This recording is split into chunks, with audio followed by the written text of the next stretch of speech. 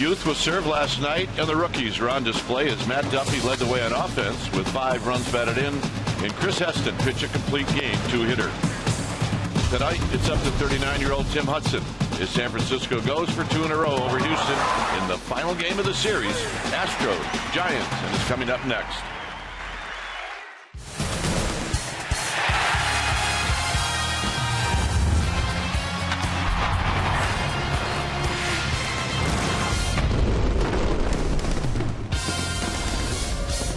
One more night here in downtown Houston as we come to you from Minute Maid Park as we get ready for Giants baseball. This is game 2 of this short 2-game series. Hi again, everybody. I'm Dwayne Kuiper. Alongside me is Mike Krukow. Well, last night it was a kid, Chris Heston, and he pitched great. Tonight, it's not a kid. It's a veteran in Tim Hudson, and we'll see what he can do tonight. Well, it's all going to get back to the same thing that was the key last night. Tonight, it's going to get back to what type of sink the starting pitcher brings into this game. Last night, Heston, a lot of good sinkers, a lot of ground balls, and when Tim Hudson's right, you're going to see the same thing. If you look at the numbers, so far this year, the Giants are 4-0 in interleague play, and Tim Hudson has never lost to the Houston Astros. You like all those numbers, but what does it mean? Well, nothing. But if he's got a sinker, that's what means something. Buster Posey is the DH tonight. Andrew Susac will be behind the dish. All right. Should be a fun one tonight. Stay tuned as we'll take you to our Comcast Sportsnet studios for an update, and we'll do that right after these messages.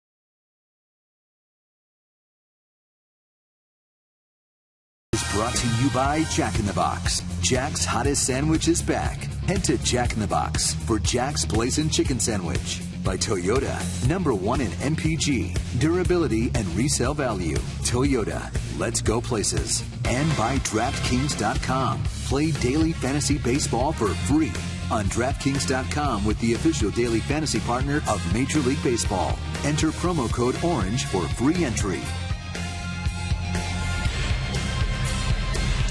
Back here at Minute Maid Park, waiting for the Houston Astros to take the field as we get ready to wrap up this two-game series.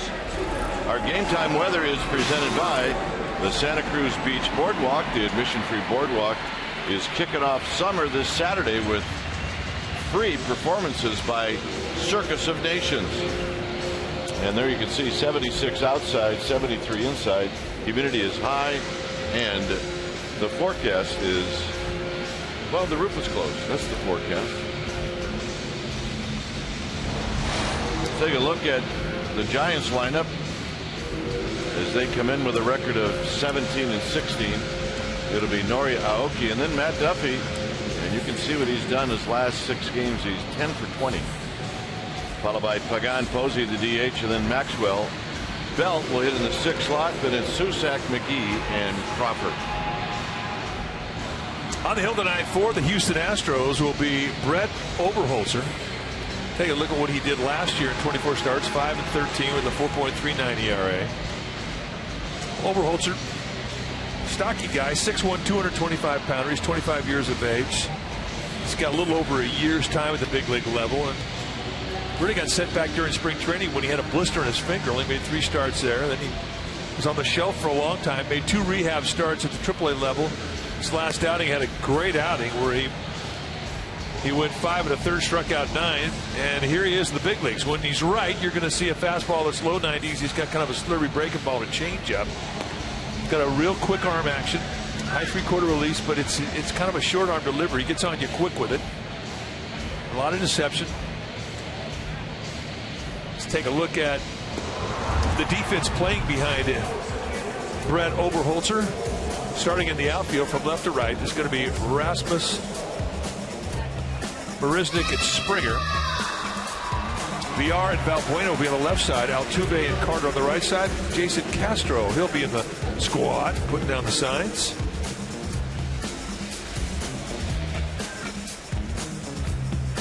And here's Nori Aoki to lead things off. He was the DH last night. He went 0 for 3.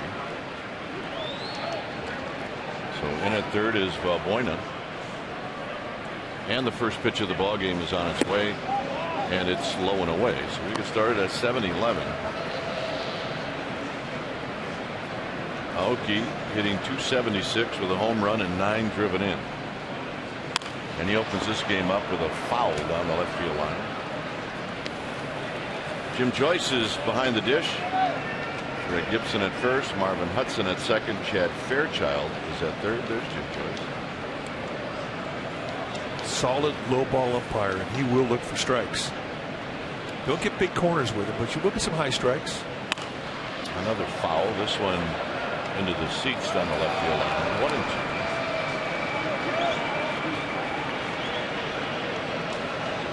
Duffy to follow, and then Pagan. The Giants last night won 8-1. They wrapped out 11 hits. Chris Heston kept the Astros to just 1 run, a home run by Jason Castro. There's a bouncing ball to second. Altuve takes his time, and that's how this game gets started. Here's our Togo's big play the Togo's way. Last night Duffy had a 3-run double in the second, and then added to his RBI total with 5 with a 2-run single in the 5th. So Duffy all over the place last night as he played third base. Tonight he's at second. Hitting right at 300 with 15 runs batted in. And he takes a pitch low and away. 1 ball and no strikes. Oberholzer has never faced the Giants before, so there is no history with these Giants hitters against this lefty, as that's fouled out of play to even the count. The Astros are very good on the road. They're 12-4 on the road. They're a game under 500 at home at 8-9.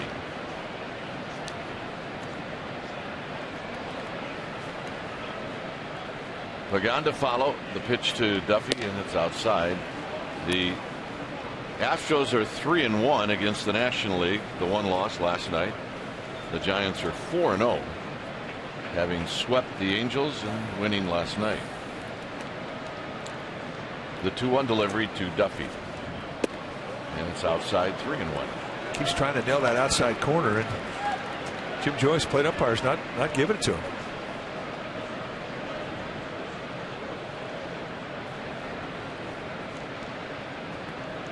Well, we'll see what he gets. 3-1. He gets a high fastball, and the Giants with their first base runner, bringing Pagan to the plate.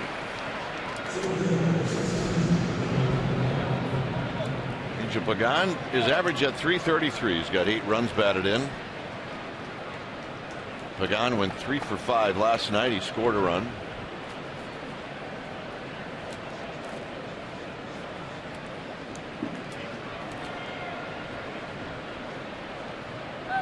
With Buster Posey on deck. Duffy, excellent base runner with his lead at first. And this is driven into right center field, but Marisnick has a beat on it, but he'll give way to Springer, and that's out number 2. So here's Posey. A night off really for Buster Posey. No first base, no catching, and he's coming off a night where he went 0 for 4.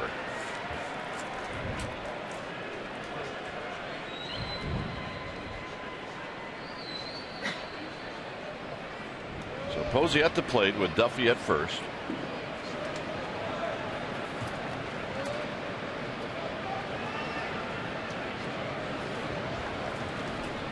Castro set up away, and it's away, and it's 1-0 with Maxwell on deck. Away. We have not seen Oberholzer come into that inside part of the plate of these righties yet. He's shaving the outside part of the plate, at least trying to, with 2 speeds, the fastball and the changeup. And a check on Duffy. Duffy does not have a steal this year, but Bruce Bochy said on his KNBR pregame show that he may be the best base runner on the team. He said he's just got great instincts on the bases.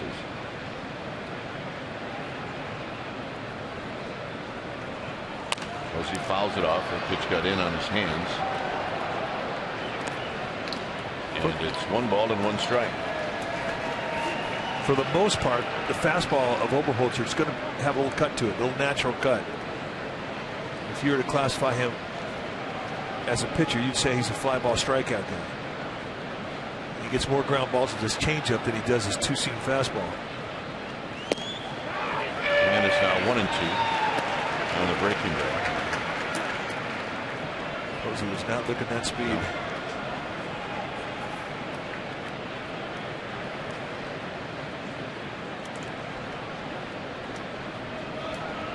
So it's 1-2 to Buster Posey. Runner goes, pitches low, and Duffy steals it easily. And that's an example of what you're talking about there with the instincts. I mean, some of your best base stealers weren't necessarily your fastest guys, but they're the guys that could read pitchers, could know when they're going home, know when they're going to first base, and it's especially true with a left-handed pitcher. Left-handed pitcher, he knows in his mind what he's going to do. I mean, he's not going to think home and throw to first. He's going to think home and go home. And whatever it was that keyed Duffy was a good key. He stole it, almost could have stood up. 2 balls and 2 strikes to Buster Posey. And the Astros lefty now deals. Posey takes low. It's 3-2. Good pitch right there. He really doesn't have to throw it anywhere close to the strike zone again here with an open first base. That's the problem with stealing a base with Posey at the plate, is it definitely changes as to how a pitcher will pitch to him.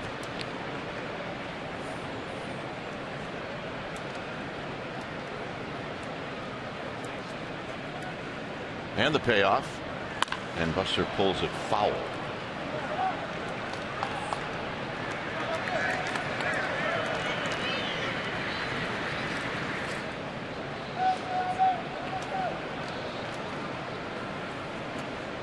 Take a look at the pitches that Oberholzer throw. There you see the 3 looks he'll give you. Fastball. He'll mix 2 different types of movement, or try to. More cuts than sink. And this changeup really is his best specialty pitch. The curveball's kind of slurvy. Posey with a base hit into center field, and here comes Duffy. It's going to be 1-0 Giants. Buster Posey with an RBI single. And once again, we hear a good number of Giants fans here tonight. RBI number 12 for the Giants cleanup hitter. So the stolen base comes into play. It does. Takes advantage of it right here. They set the target away. This thing comes completely on the inside corner. And Posey breaks his bat but throws it out to center field. A 2-strike, 2-out RBI. And that hurts a pitcher. Easy score for Duffy. Standing up.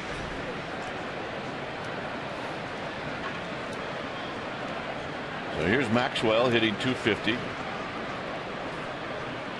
Maxwell had a couple of hits last night, scored a couple of times. And he drives it into right field, a base hit. Right past Carter.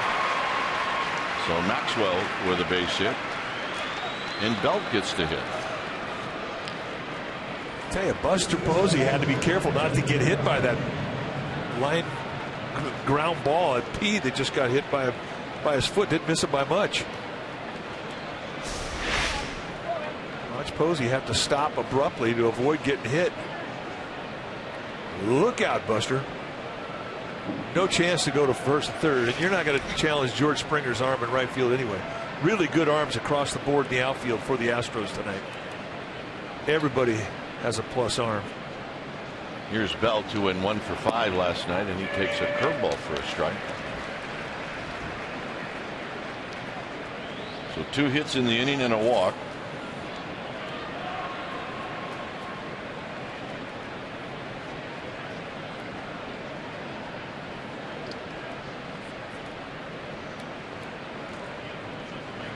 And Belt with a swing and a miss. 0-2. And there's that changeup. So 2 pitches. He opens them up with a curveball to steal a strike. He comes back with another off-speed pitch, a straight changeup. Belt way out front.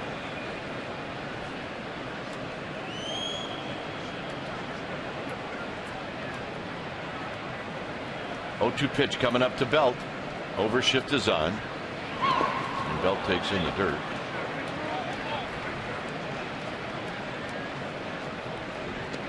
Big hole between the second base bag and the third baseman Valbuena. I'm sure Valbuena would like to play a little further towards the shortstop position, but he can't with a runner at second. RBI opportunity for Brandon Belt. And it's not going to happen. And that'll end the inning. A run on 2 hits and a walk after 1/2 inning. Giants 1, Astros coming up.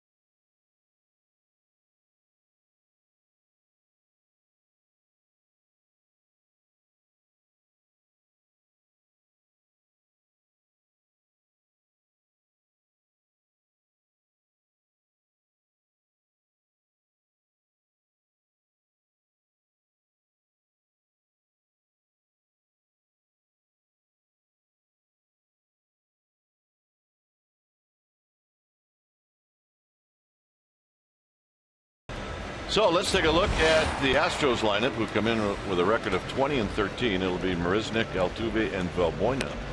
George Springer back off the 7-day concussion disabled list, followed by Colby Rasmus. And he's got a little ownage on Tim Hudson, followed by Gaddis, Castro, and Carter. And then Jonathan VR is hitting 9th. On the hill tonight for the Giants will be the veteran Tim Hudson. Hudson, 39 years old, 6'1", 175-pounder in his 17th year at the big league level. 6 starts, he's 1-3 with a 4.50 ERA. He's pitched better than that. 19 strikeouts against 9 walks. When you face Hudson, you're going to see a high 80s sink. He will cut the fastball. He's got a curveball, slider. He'll throw a split at you, changeup. I mean, he's fearless as to what he will give you. But when he's right, you're going to get ground balls. Lifetime against this Astros club, 5-0, has never been beaten by Houston. First pitch strike to Jake Marisnick, who's having a good year. 316, 3 home runs, 13 driven in. And he was 1 for 4 last night with a couple of strikeouts. Has never faced Hudson before. Susac behind the dish. And it's a ball. 1 ball and 1 strike.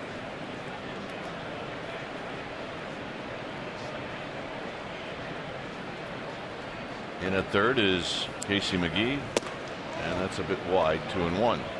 This is just the 8th start that Hudson has had against the Houston franchise.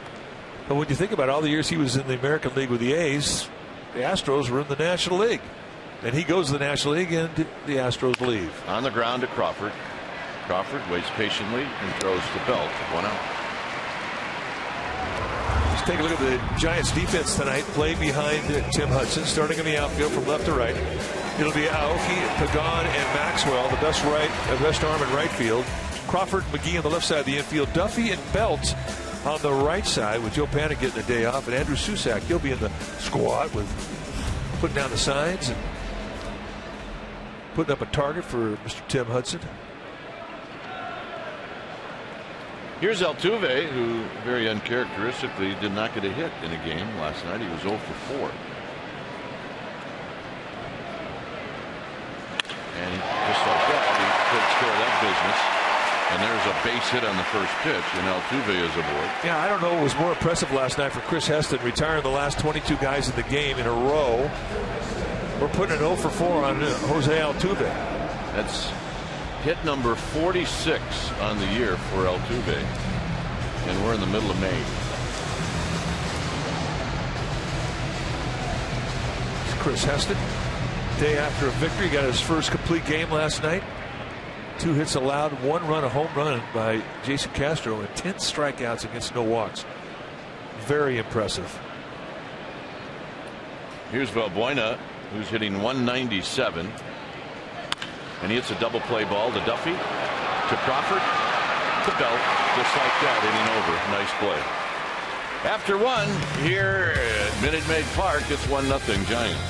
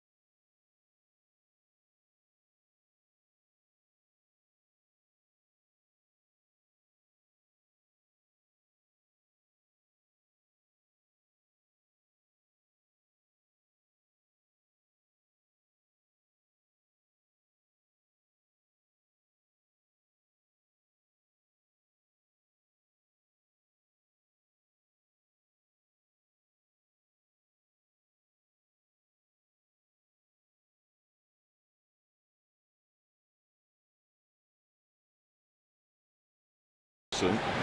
Complete game 2 hitter. He allowed 1 run. He had no walks and he had 10 strikeouts. And he threw 111 pitches.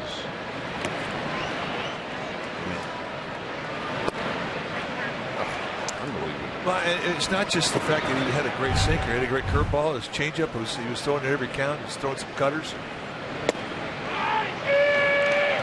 Could not pitch any better than he pitched last night. We talked to Buster Posey this morning as he saw him having coffee. I said, "Did you have fun last night?" He goes, "That's the most fun I've had all year. That was great." Susac takes 2 pitches. It's 0-2. Buster said something last night that was very interesting. He said, "We just had him in a nice rhythm all night long." And that's really what a catcher tries to do with a pitcher.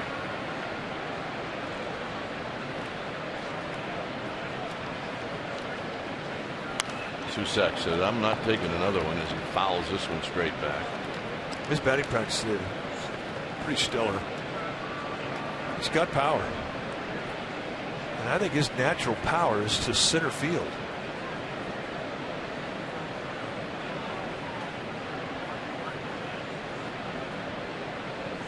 Susac waiting patiently. Got him.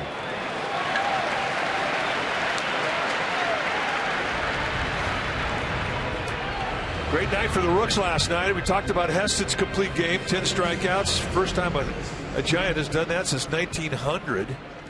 And for Matt Duffy, first Giants rookie with 5 RBIs in a game since 2010. The last guy to do it, Buster Posey, against the Brewers in July of that year. So here's Casey McGee hitting at 179. McGee with a couple of home runs, 7 driven in. McGee did not play last night. The Giants regular not in the lineup today is Joe Panik as he gets the night off.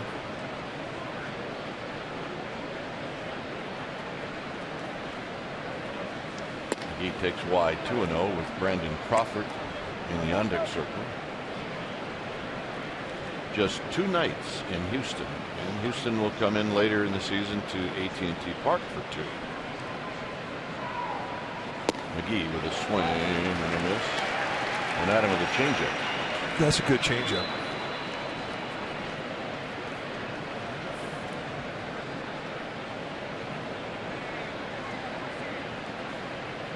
Well, especially good in a fastball count. 3-1. So good. Jason Castro, the catcher, called another one. But I think what he does is he sells it really well with that arm action.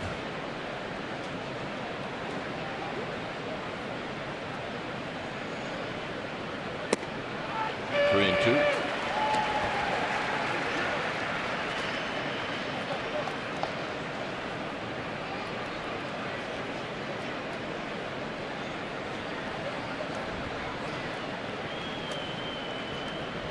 Here's the payoff to McGee. And you walk. Well, Giants are coming off this road trip on Sunday night. They'll take an off day Monday. Then the Dodgers coming into town for Tuesday, Wednesday, and Thursday. Tuesday, Wednesday, those games are night games. And then the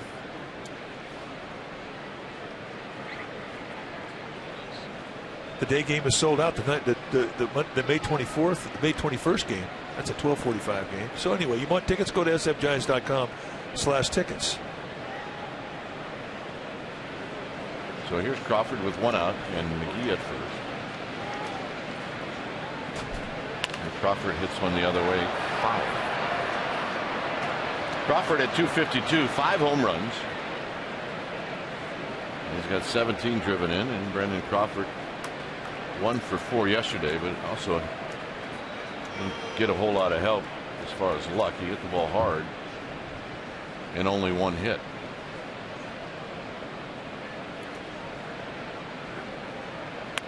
Check swing, foul. You guys hate that. Check a swing and lose a strike because of a foul tip.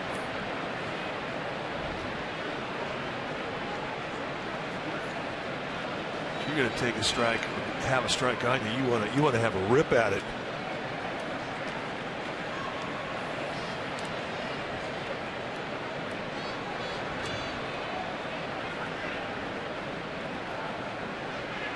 Crawford, line drive left field, base hit. And that came on an 0-2 pitch, so Aoki's going to hit with runners at first and second. I'll tell you what, he locks in against lefties. A great way of keeping that right shoulder in. Well, you cannot be more solid on the front side than that swing. 2 strikes, remember. You get short, mistake up across the letters, between the belt and the letters. That's the easiest spot to defend. And what we saw him do last year against lefties is start to take the ball the other way, and he's carried it right into this season. That's a nice 2-strike at bat. Here's Nori Aoki, who opened up the game with a ground ball to second. His numbers against lefties, 360. Last year, 320.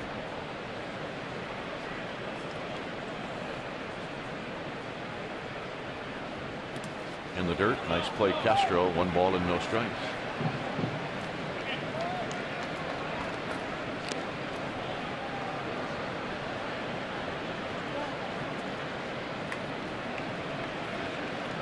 The outfield is shading Aoki that he's going to hit the ball to the opposite field. Really nobody playing right field. 1 ball and no strikes.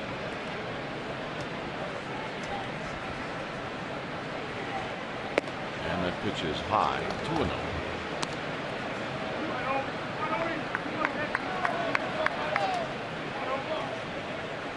Springer is playing set up like he's playing at AT&T Park. Really giving the right field line. And a strike. 2-1. That's a pitch 'em away, play 'em away defense. I mean, I'd be surprised if you see anything on the inside corner with the fastball from Oberholzer. Just looking at the defense. And a lot of times the defense will tell a hitter how they're going to pitch him. Big chopper. Are they going to go around the horn?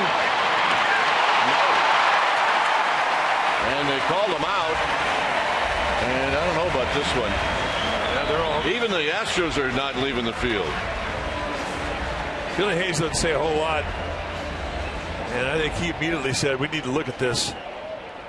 So we wait. Let's take a look at the back end of it.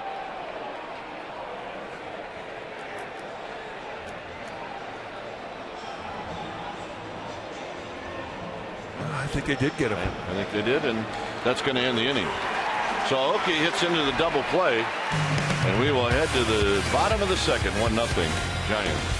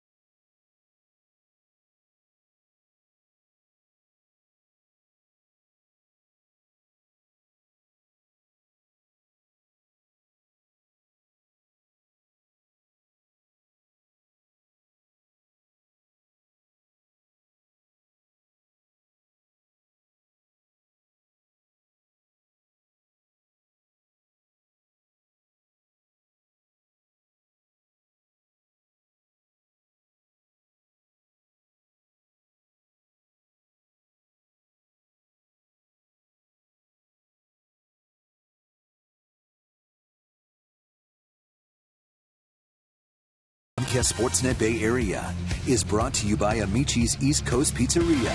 When you want the best pizza in town, Amici's delivers. Giants with an early 1-0 lead. is George Springer is going to lead things off. He takes a curveball for a strike.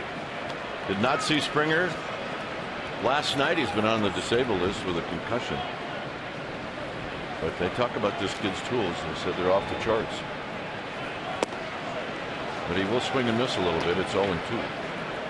Well, he really pulled off that swing. His head just went right with the bat. A lot of swing and miss here with this lineup. They have a lot of guys that strike out. Stayed with it. This was the injury to Springer as he just crashed into the wall here at Minute Maid Park. I mean, he went head first. And this is his 7th inning, and they had a 7-run lead. And he walked out of her, but he had suffered a concussion, and they put him on the concussion disabled list, which is only a week long. But one of the criticisms of this young guy is that he can't back off. I mean, he's got one speed. Really, there's no real reason to attack a wall when you have a 7-run lead in the 7th inning, but he hasn't learned that yet. And I mean, neither has Hunter Pitts for that matter. Some guys, that's just their style. Yeah, sometimes those guys are best suited for center field, where the walls don't get on them too quick. That was a very scary injury. Lucky he didn't have a neck injury or a shoulder injury. Colby Rasmus pulls this one foul. Look out. Right at the end of the Astros dugout. Ugly finder. Massive ugly finder.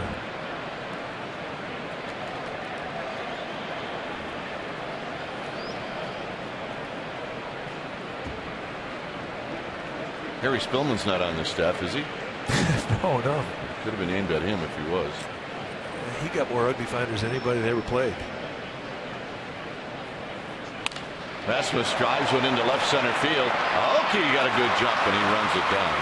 2 outs. And that'll bring up Evan Gattis.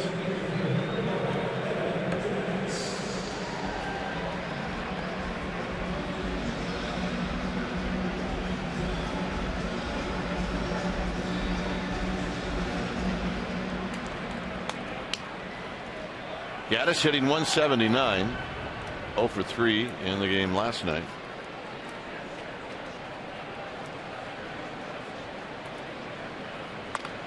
Cued off the end of the bat. Hudson's going to take his time, and he throws out the Bear Hunter.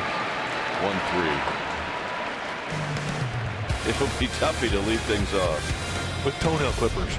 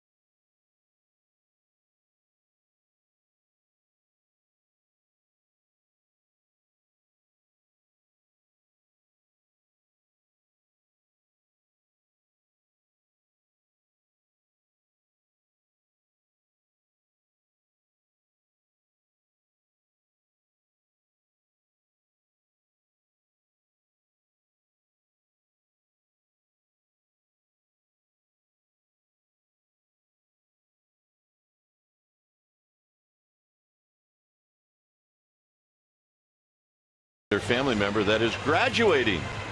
Check out the Giants graduation pack. Includes tickets to 2 games plus a commemorative class of 2015 Giants cap and an orange SF tassel. All starts as low as $45. Check out sfgiants.com/mini-pack. I'd wear that even if I wasn't graduating for anything. It's a cool looking lid. Yeah, I want to get that. I want to get that. I want to get that. Here's Duffy who takes a strike. I'm trying to think of the last thing I graduated from. Traffic school? That would be the last thing you graduated from. About 10 years ago. Duffy lines it into center field, and he's got a base hit. So Duffy on base twice now in this game, and that'll bring up Pagan.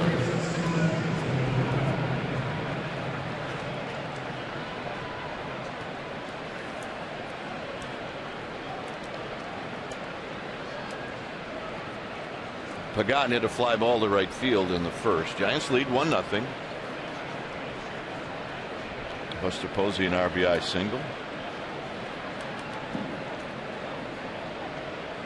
So Oberholzer has been in the stretch a lot in this game. He got a big double play in the second. Duffy stole a bag in the first. We'll see if he tries it again.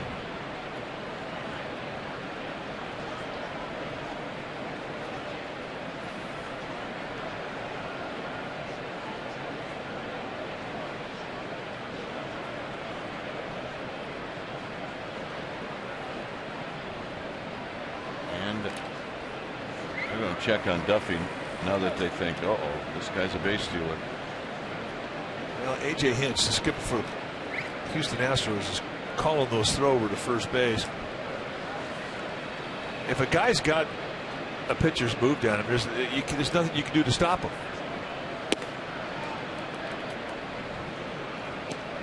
Because a lot of times as a left-handed pitcher, you don't know how you're tipping. There's A.J. Hinch.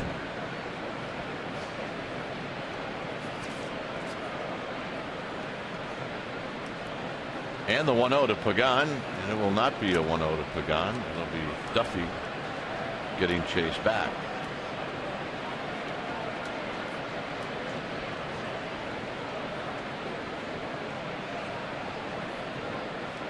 Posey to follow. Top of the third. Just outside, 2 balls and no strikes. He keeps trying to go out there and scrape that outside corner, and Jim Joyce has been very consistent. He has not given that pitch.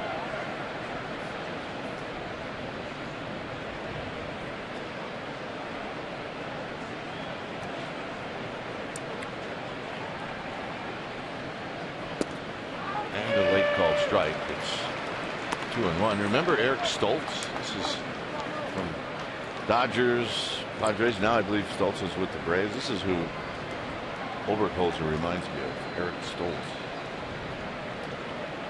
Stoltz may be a better curveball. Well, he definitely tried to establish, like a lot of lefties, a lot of soft throwing lefties. They'll establish a strike in the outside corner and then just kind of stretch that outside corner out as far as they could get it.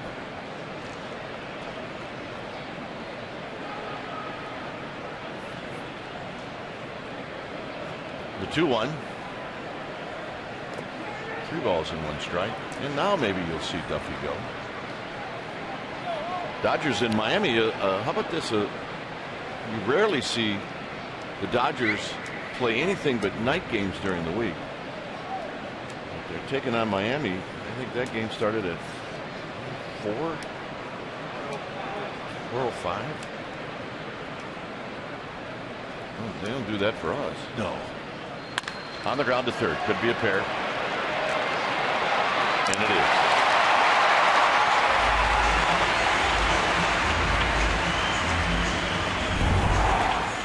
All right, time now for our Ford right choice. We think that the 2-strike, 2-out RBI by Buster Posey in the first inning, his 12th RBI of the year, is certainly worthy of our Ford right choice. Got the Giants on the board, and that has been the only scratch that they've been able to put on the board so far.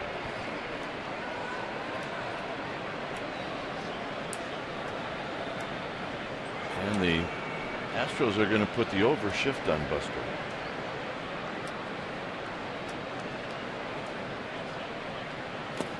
One ball and no strikes. You don't see this very often, do you? Well, no, and there's a reason that you don't see that very often against Buster Posey, is that he uses right field a lot. He hits the ball from line to line.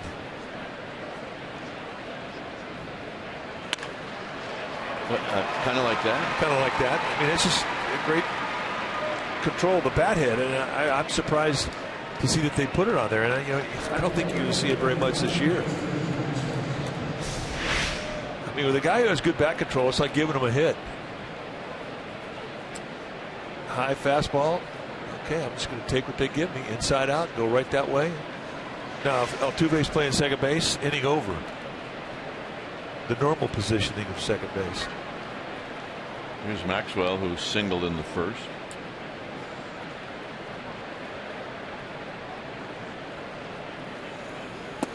Swing. You're gonna miss. But the fact that they changed his swing and made him go to right is probably an accomplishment in itself. Well, they're probably saying it worked. He did try and hit a home run to left field.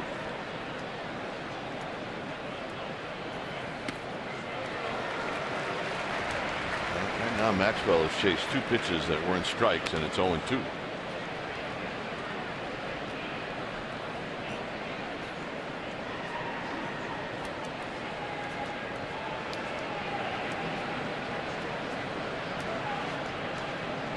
Carter. Chris Carter holding on Buster Posey.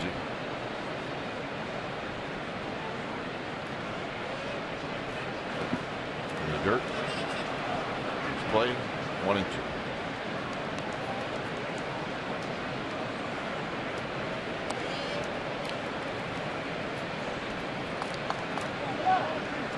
By the way, the Dodger game, Miami is leading 1-0. Game from the 4th inning.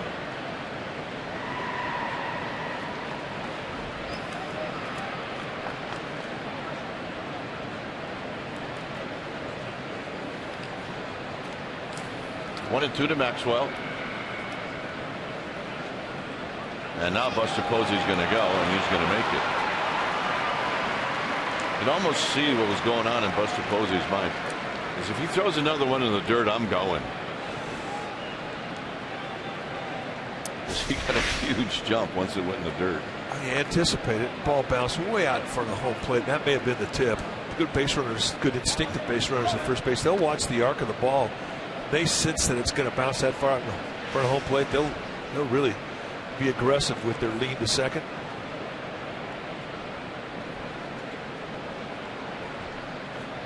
Two and 2 to Maxwell, and now Maxwell calls time. Maxwell's got a good approach to right field. They've exposed that side of the field to him as well, with a shift put on to the left side.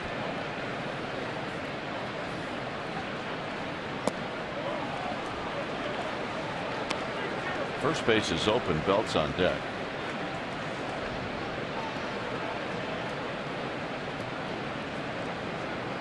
Well, that simply means if you're Oberholtz, you sit there and you target a corner. You target knee high or above the hands on a corner. Got him. And not land the inning. No runs, a couple of hits, 1 left. Jason Castro's going to lead things on.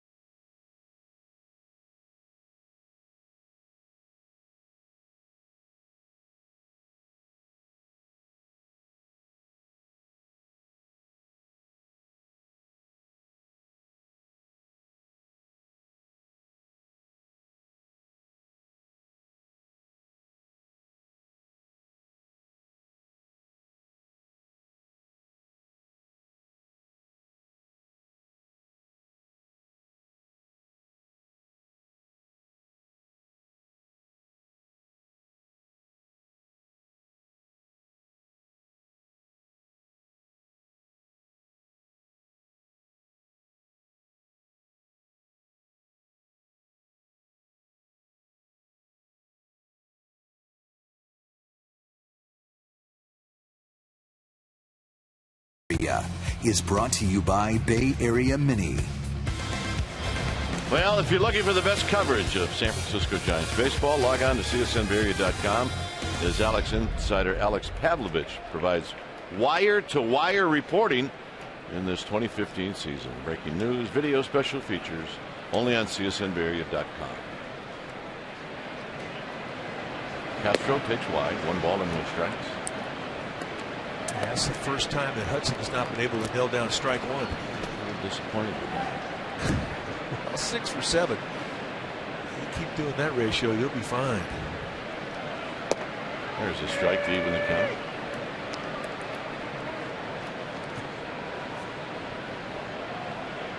Castro hitting .224. Hit a home run last night off of Heston, the only run for Houston. Bounces this one foul. It's 1-2.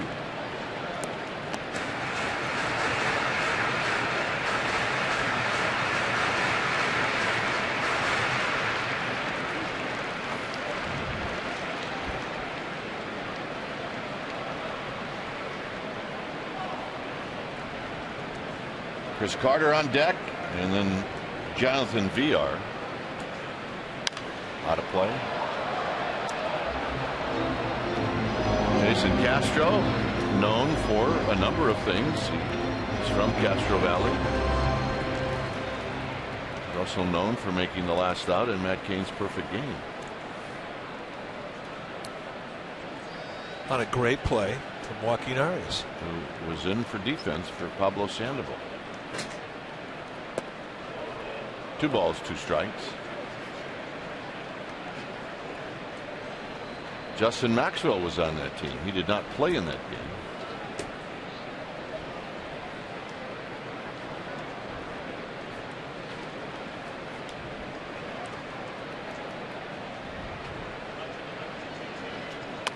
Pulled foul.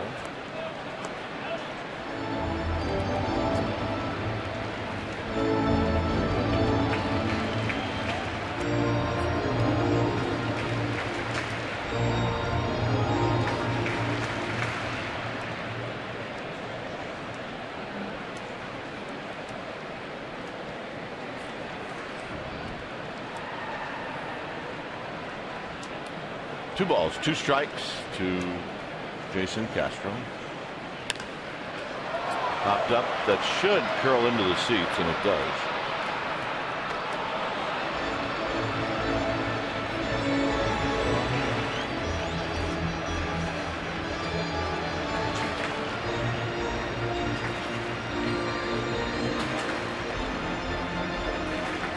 Jason Castro also went to Stanford.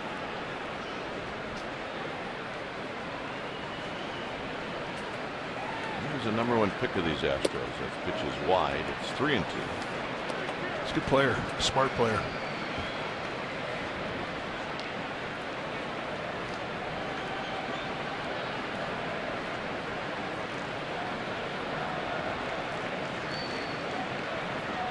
Payoff pitch to Castro. Line drive. Pagan's going to make the sliding catch. Well, time now for McDonald's True Stories. Let's go back to June 13, 2012, and we'll take a look at that game. Matt Cain against the Astros. Let's listen to my partner. On the ground, Arias from deep third. Got him! And that's a perfect game. And the Giants mobbing Matt Cain on the pitcher's mound.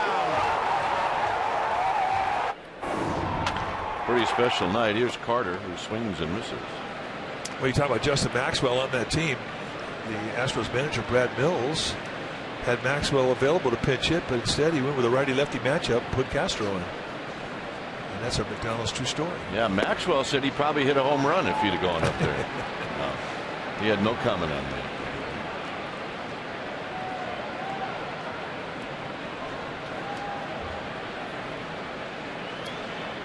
Here's the 0-2 pitch to Carter.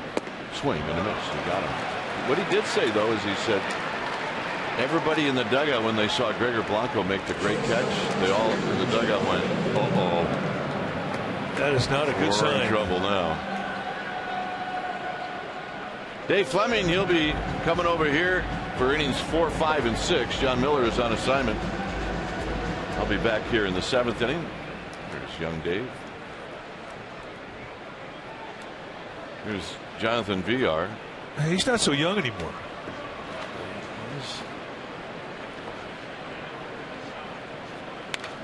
The closer his twin girls get to double digits in age, you'll start to see some gray. Well, that's a fact. It's going to happen. Well, wait till they hit 16. Well, it'll all be gray by then. It'll all be gone.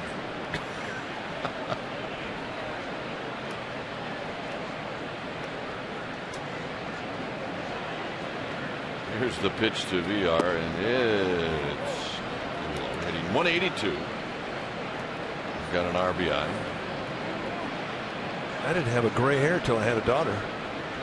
4 boys, not a problem. God bless her. Very entertaining, that child. Yep. Well, we always say this about girls. It's never boring. Never. It's not within their nature.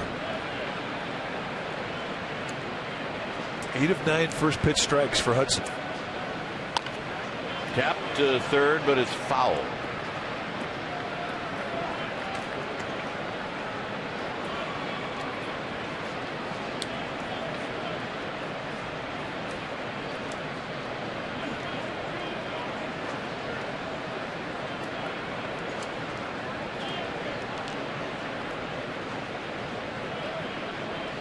So 1-2 to Jonathan Villar, and Hudson deals, and that is going to end the inning. Well, the great play to open up the inning. Angel Pagan with a terrific play, and Hudson with a 1-2-3 third. Dave Fleming, he'll be in.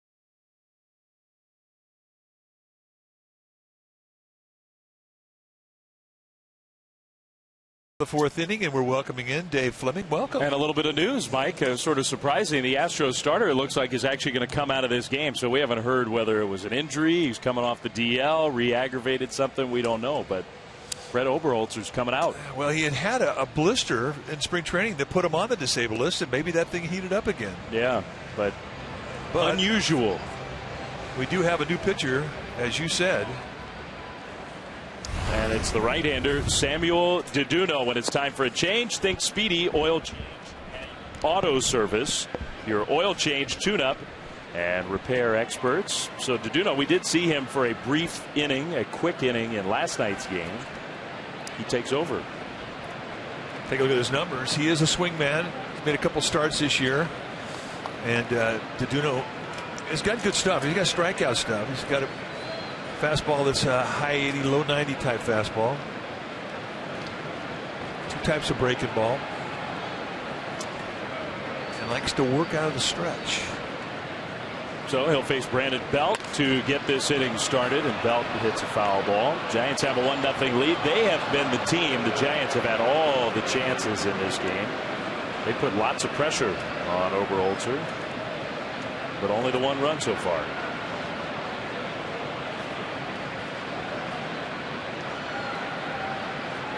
Good breaking ball.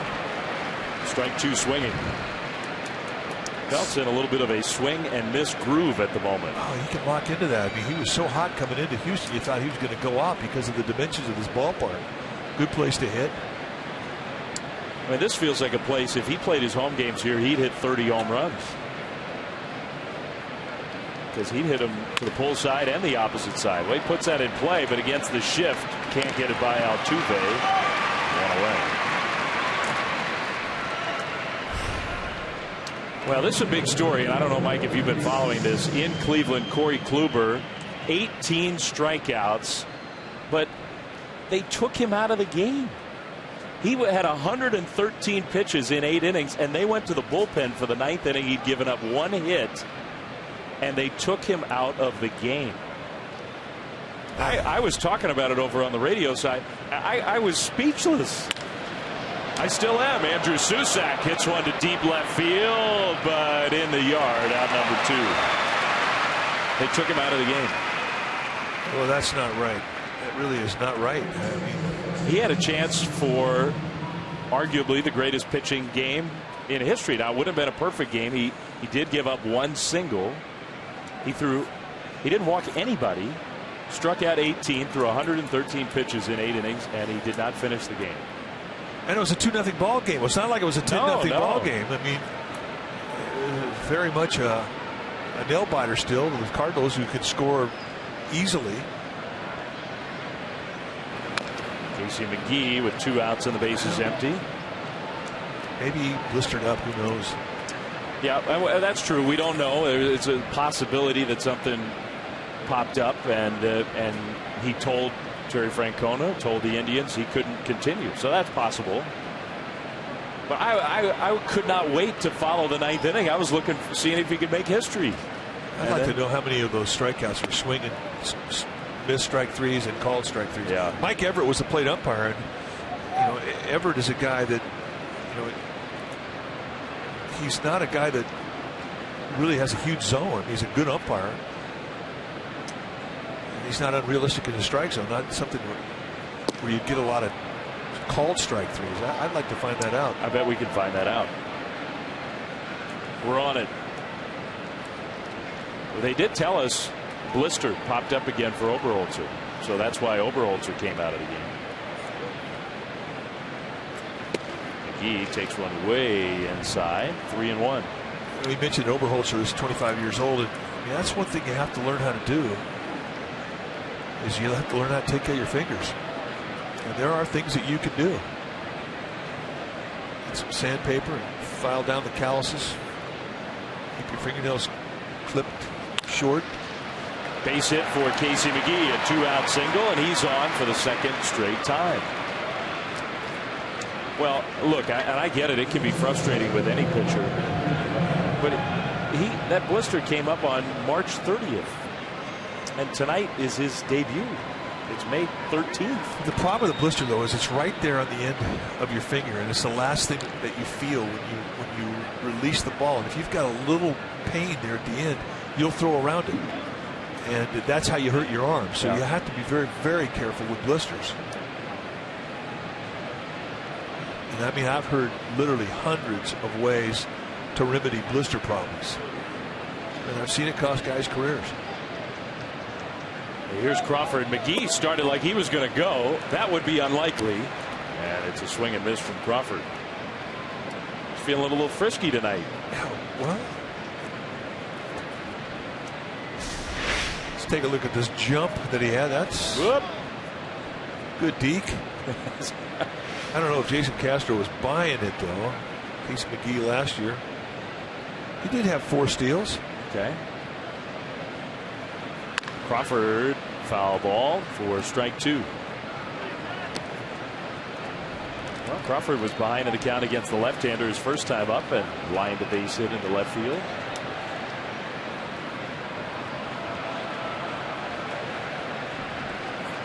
By the way, that ball game you're talking about between the Indians and the Cardinals, that was Kluber's first win. Yeah, he's been up and down. He hadn't gotten a ton of support, but he hadn't pitched all that well for the reigning Cy Young winner. He was 0-5 coming into tonight's game.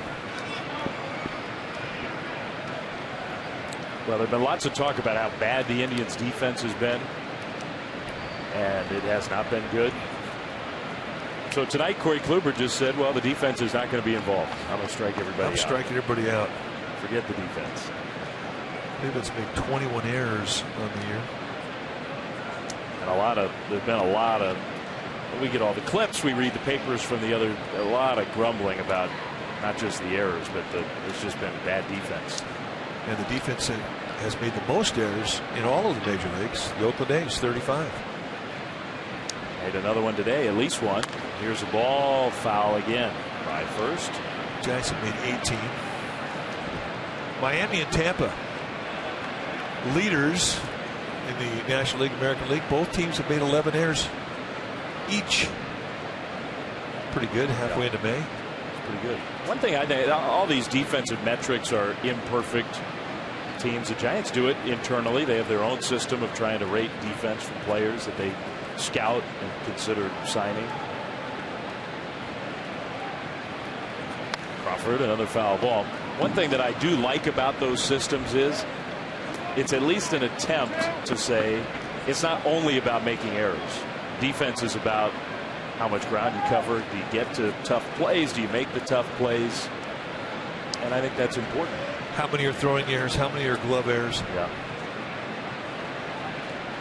Sometimes the biggest error you can make in a game is a mental error. There's no stat for that. That costs you more games than physical errors. Way inside. That one, did it hit him? It did. Yeah, it got him. It's the second game in a row where a pitch has hit Crawford. Yeah, a 2-strike count. Giants will take that. That pushes McGee into scoring position. It grazes his front leg right around the ankle. And Jim Joyce, plate umpire, hearing it. I don't think it hit the protective piece. I think you're right. Maybe the side of the cleat that's hidden by the pants or something like that. Maybe just off his ankle.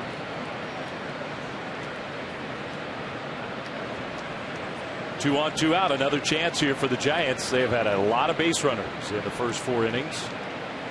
So far, just the 1 run. Aoki is 0 for 2.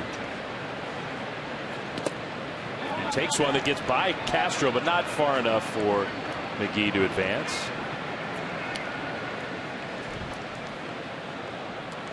See if we can hear this ball hit Crawford. Definitely. Yep. I do think umpires use sound a lot. Oh, indeed they do. Foul tips. Hit batsman. Aoki swings through an 88-mile-an-hour Duduno pitch. Strike 1. We don't see him do that very often on balls that are below the letters. You get something that's, knee high to the letters. When he swings, he's usually going to make some kind of contact. He had really good arms in every position in the outfield tonight. Yep. There are no exceptions. Even running on contact, no sure thing McGee scores on a hit to the outfield. That one way inside. Man, what a wild pitch that was. And that does mean that McGee will score on a base hit to the outfield. He goes to third, Crawford to second. Not a whole lot Jason Castro can do. He's had a good series blocking balls. He's been impressive. But fastballs that we always talk about, they are so unpredictable. This thing goes completely across the other side of the plate. They set an outside target, and it almost winds up hitting Aoki in the front foot. And even a catcher who's as big as Castro, no chance to come across his body and even get a glove on that. No chance. If you're McGee at third base, be on your toes. Yeah. Now 2 in scoring position. Great chance here for the Giants. Aoki takes that breaking ball. Strike 2. be his best pitch right now. Well, as a hitter, you think you're watching this, maybe Aoki starts to look for that a little bit. I don't know.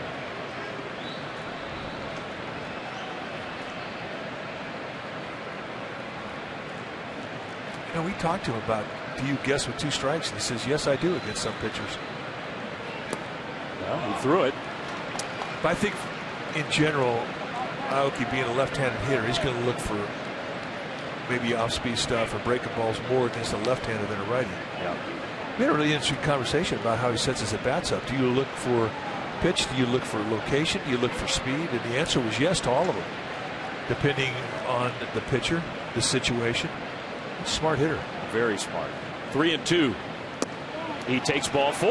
So he ultimately took that fastball and draws the walk. The bases are loaded for the guy who loves hitting with the bases loaded. How about this setup?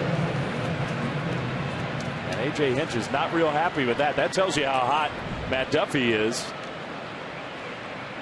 Pitching coach coming out for a chat. Well, and I think that may be the reason why Hinch was upset, but I don't think it's bad inning management from Duduno's part, because he had an open base there.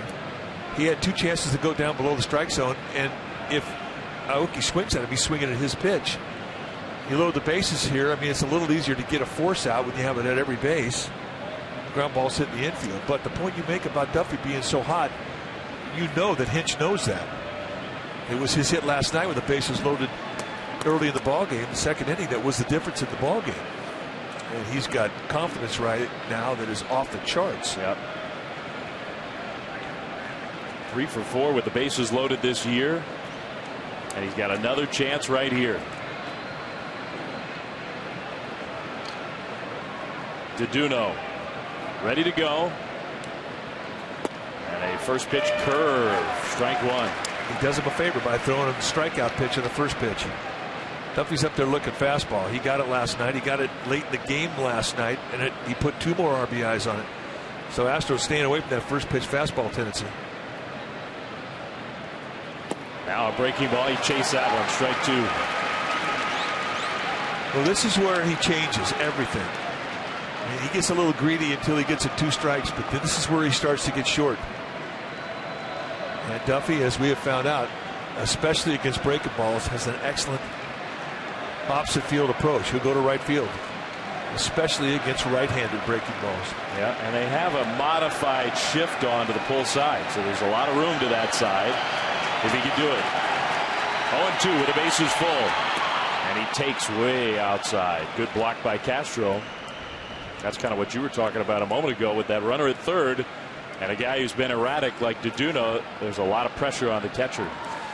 You know, and Castro, like any other good catcher, he'll tell young pitchers going out there, if you get a run at third base, you throw that ball in the dirt.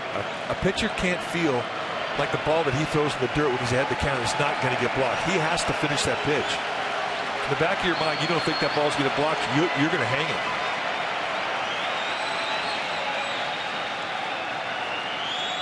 Duffy still behind in the count.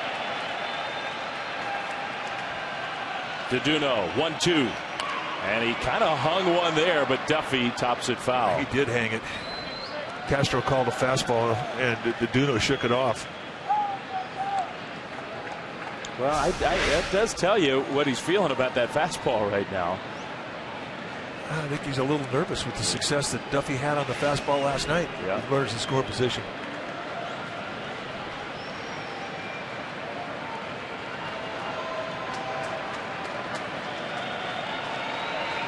Another 1-2 on the way, and a curveball is hit to center field.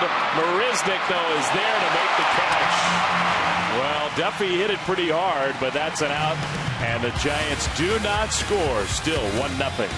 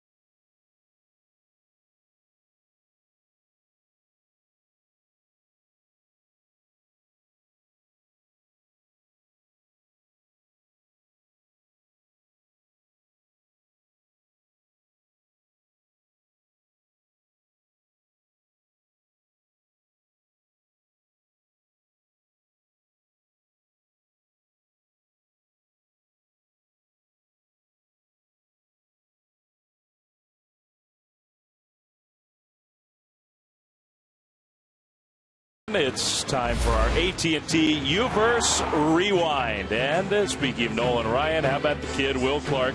April 8, 1986 in Houston at the Astrodome. Will Clark making his big league debut, and what a debut against the flamethrower. Yeah. And he dropped the Nuschler face on us right there. I was pitching that day against Nolan Ryan, and he was throwing hard. Will Clark not impressed. I think we should pass a note down to Nolan, tell him we just showed that. No. He already doesn't look that thrilled. When's the last time we saw Nolan smile real big? Let me think. I think I can give me some time on that. Probably when he threw the last pitch of his 7th no-hitter. But that's the type of intensity he took out there when he pitched. Very competitive guy. Big time. And he had unbelievable stuff. Threw hard. Marisnick, who is the leadoff hitter for the Astros, so top of the order, second time through now against Hudson. Tried a curveball and missed with it. Hey, by the way, you asked the question. Apparently 13 swinging strikeouts for Corey Kluber, 5 called strike threes. Well, that's a testimony to great stuff.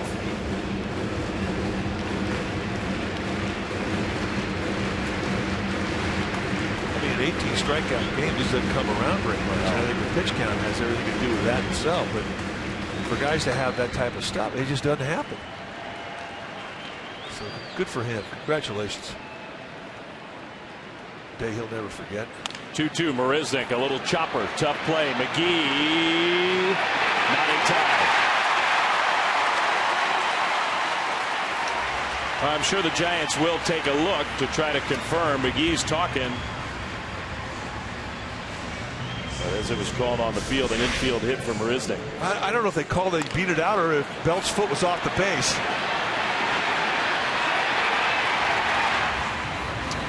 Greg Gibson, who's an outstanding base umpire, making the call at first base. I don't think they ruled that his foot came off. Well, if that's the case, then they got him. What do you think? Well, it's not so obvious from that particular look, but I thought the other angle we had, you could definitely see. Well, the Giants are going to challenge. Ooh. Yeah, I don't know. You may lose the challenge here. It looked like, and you know what, you have to make a call when you're Sean Dunston or Chad Chopp and you're in the Giants clubhouse and you're looking at that. You have to make a call quick. And the first angle we saw was from high first, and from that angle it looked like they had him, and they're showing that same angle here at the ballpark, and it looks like indeed they had him. So they are officially challenging at the replay review presented by Xfinity.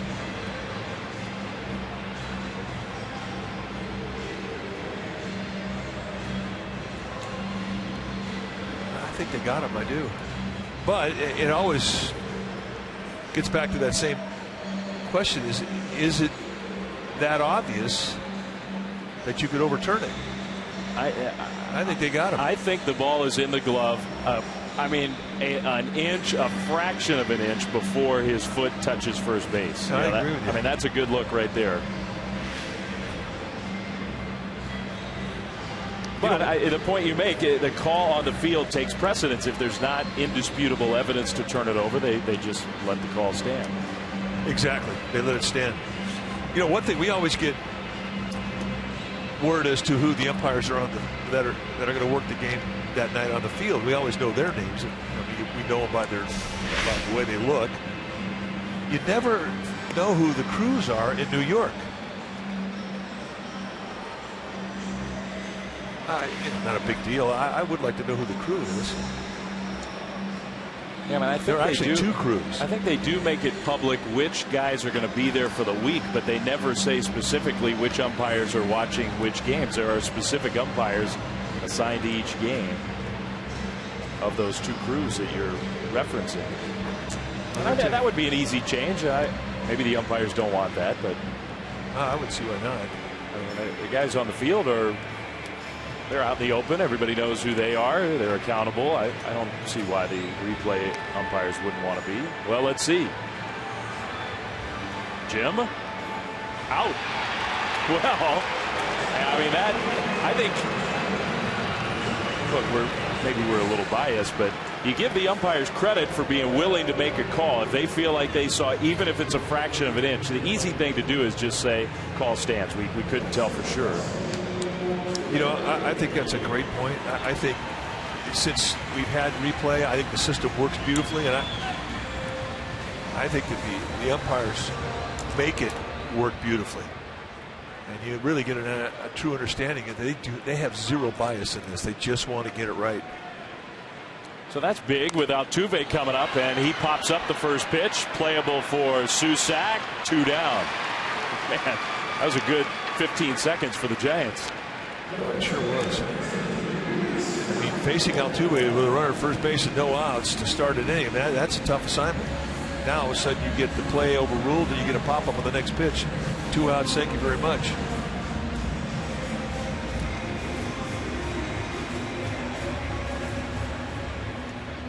So Altuve retired, 2 outs, bases empty. I mean, it really is amazing, isn't it? The Giants have had 6 hits.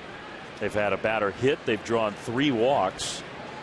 The Astros have had 1 base runner so far, and that base runner, the very next pitch, was erased on a double play. Yeah, just 1 pitch tonight out of the stretch for Tim Hudson.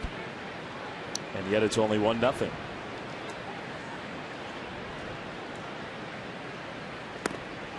Right below the knees, call the ball to Luis Valbuena.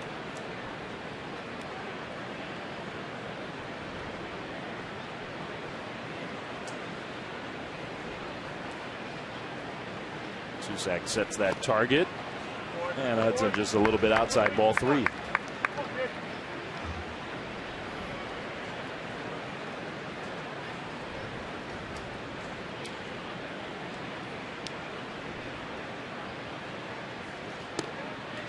He walked him on 4 pitches.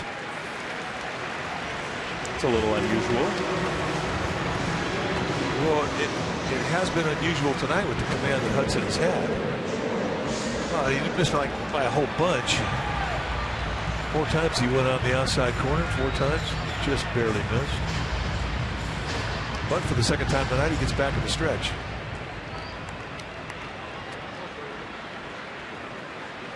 And this is a guy who can make you pay for a mistake. Springer is a very aggressive swinger. He swings and misses through that pitch. Well, right now, I think the only thing he's going to hit is a mistake middle in, because he's pulling off the ball badly. Yeah. And that's something you can see when you're on the mound. And Tim Hudson aware of that, and so is Susac. Everything he's going to throw is going to be away here. Throws that one up and away, ball 1. Very exciting talent. You can see the athletic ability. He plays a great right field. He's got the strong arm. He's got huge power. He steals bases. But that swing and miss, there's a lot of that in his game.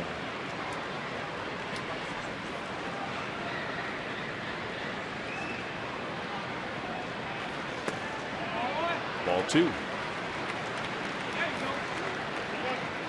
Well, and guys like this are kind of funky to pitch to, because they're very dangerous. Yeah. I mean, they'll swing and miss all night long at good location pitches, but you make a mistake, whoop, and they can hit it out in a heartbeat. Ball 3. Well, after a 4-pitch walk, he's fallen behind Springer 3-1. This is the first little moment of adversity for Hudson. Still just a runner at first, 2 outs.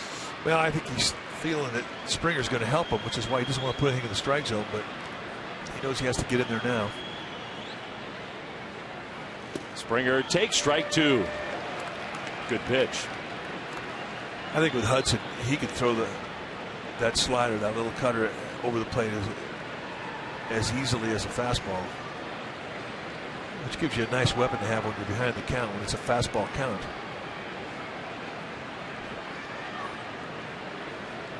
Three-two pitch, runner goes, and it's ball 4. Came way inside.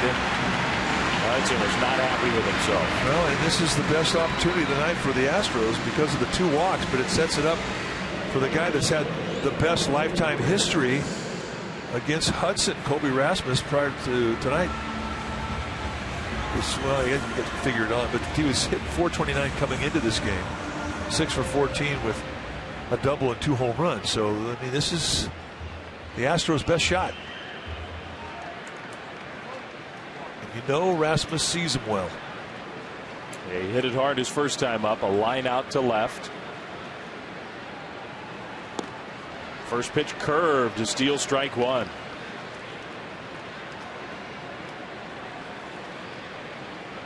So big spot here, 2 on, 2 out. And a strike to a guy who has had success against Hudson before. All the chances the Giants have had. This is the first at bat with a runner in scoring position for the Astros. 1 strike pitch, and he bounces it foul for strike 2.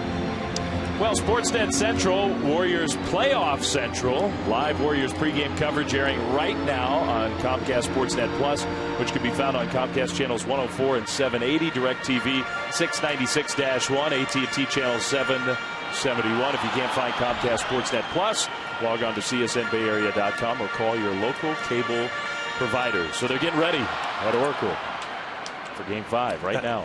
That place will be rocking tonight. We wish the Warriors the best of luck.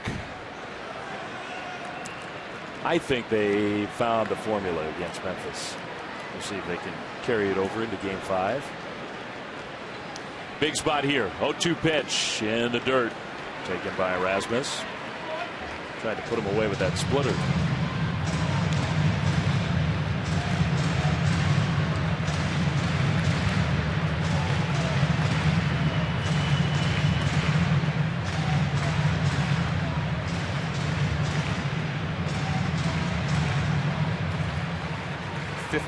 Pitches on the night, and this by far has been his most stressful inning.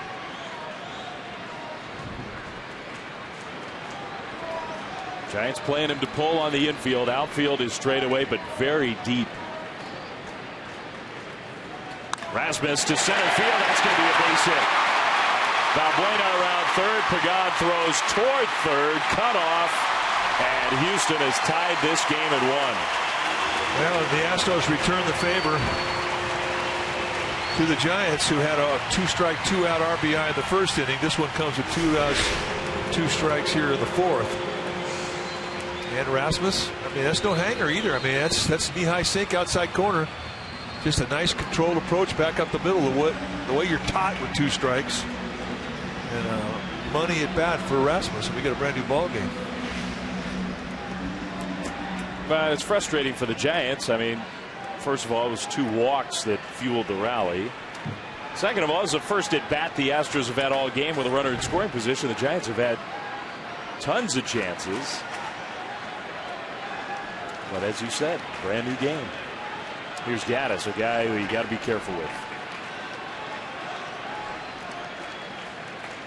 That one comes inside and missed. Ball 1.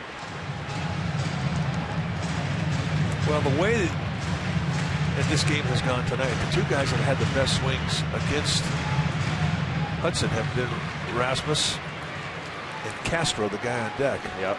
So ordinarily you'd say I have an open base at second and I can play around with this, but I don't think that's the case the way Castro squared him up his last at bat.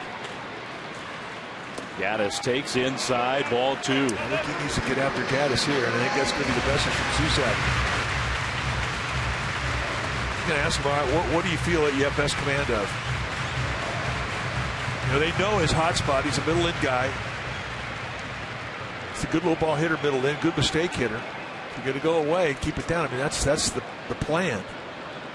And mix your speeds and your movement. I mean, but now when you're down the count 2-0, I mean, you have to make that decision. What do you want to do? You want to pitch to him and use that base, or you want to go to the next guy? I mean, what do you want to do? And I would bet Hudson would tell you, I want to go after this guy. So this should be something to hit. 2-0. Gaddis fouls one off his foot or his leg. Strike 1. Art Howden, used to manage here of the Astros, managed in Oakland, had Tim Hudson, had the big 3, Hudson, Zito, and Mulder. Said Hudson he thought was a better pitcher with men on base than he was without men on base, because of the competitive nature that is what Hudson is all about. And he's getting tested right now.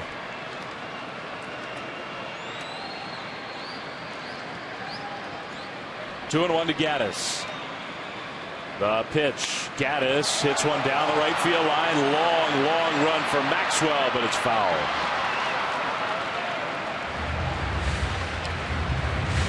Maxwell playing off the line. Well, for Hudson, from 2-0 to 2-2.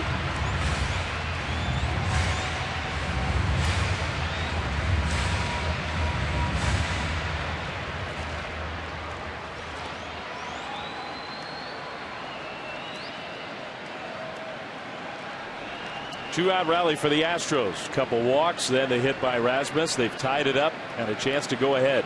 We're in the fourth.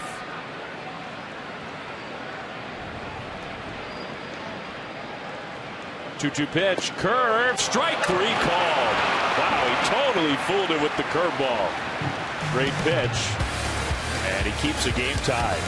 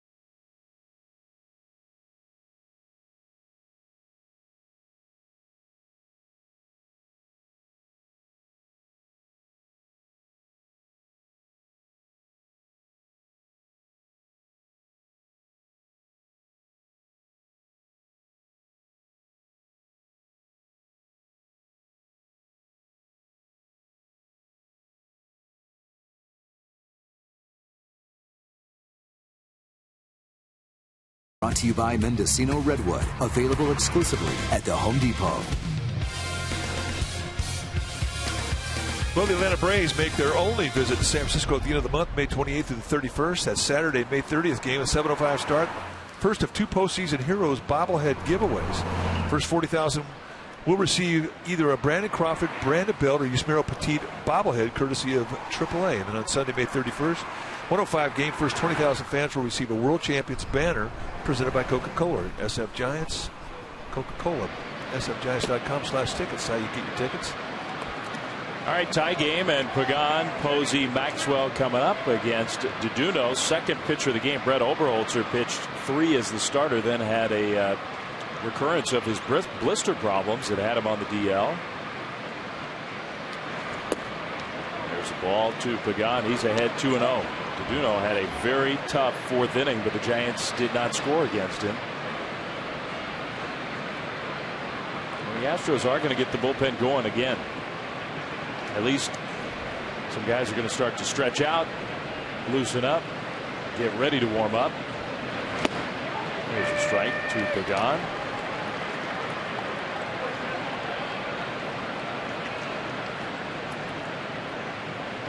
Pagan 0 for 2 in this game. He has been a hot hitter lately.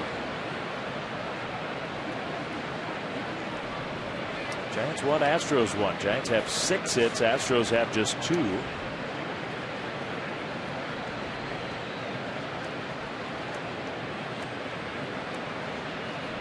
Pagan takes strike 2. Cutter. Both times he's gone in there behind the count 2-0, 2-1 with the same pitch, and both times Pagan did not pick it up.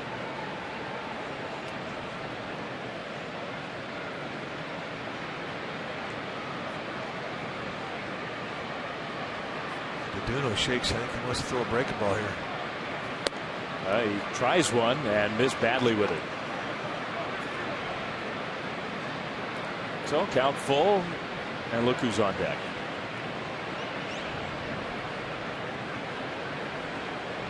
Buster, who is 2 for 2 and has driven in the only Giants run. 3-2 pitch. Pagan chops one foul.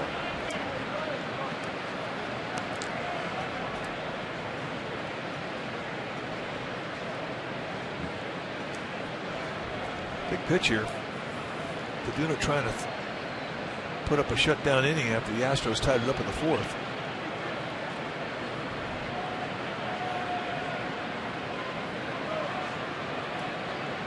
Nothing looks easy for Duno right now.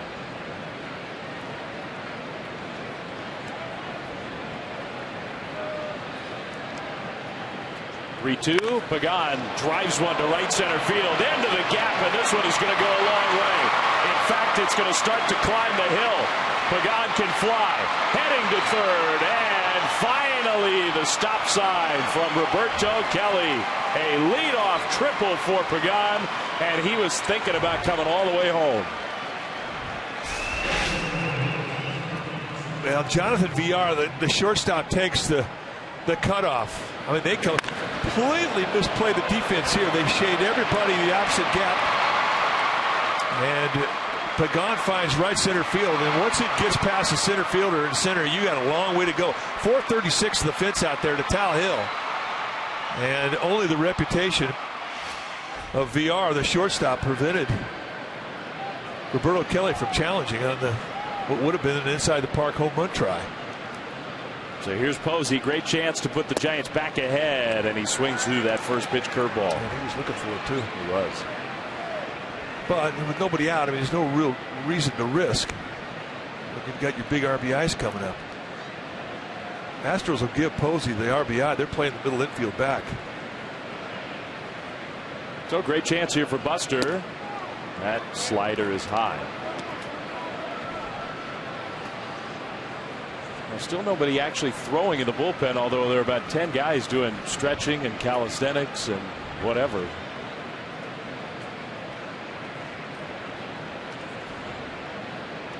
Looks like a fitness center out there.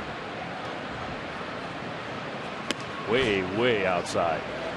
It does. It looks like the start of a CrossFit competition. They're up there stretching out.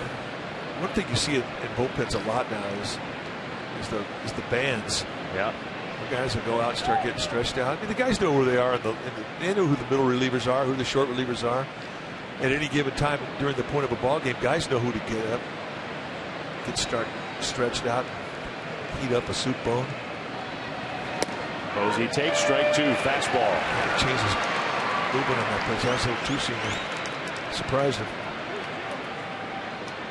Yeah, you can almost see Buster talking to himself. Okay.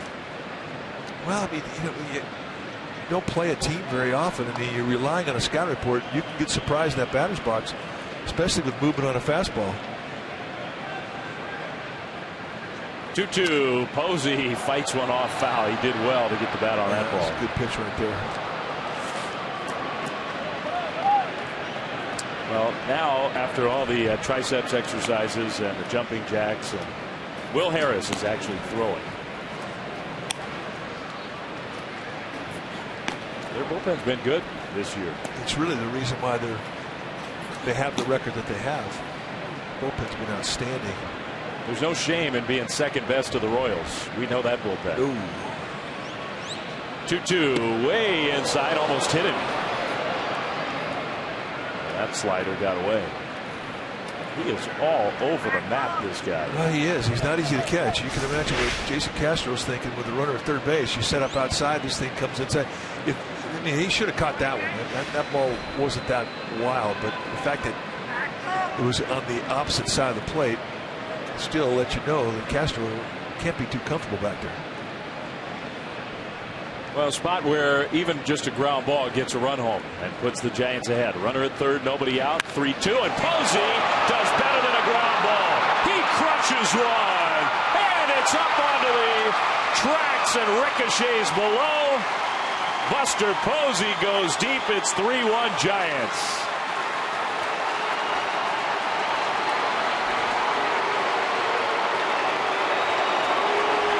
That was a shot.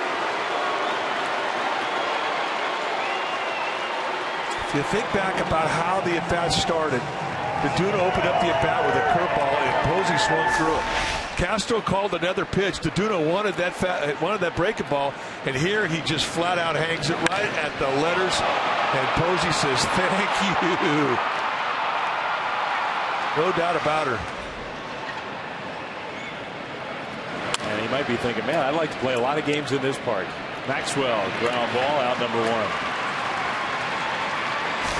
Well, if you're a right-handed hitter, you bet. The Crawford box is a short porch and left, the shortest porch that I've ever seen for a right-handed hitter. 315, and it goes straight across it. And you can see the look on the face of Deduno. He knew he had made a mistake. And that's what you think as a young pitcher. I should have listened to my catcher. Throwing the pitch he called.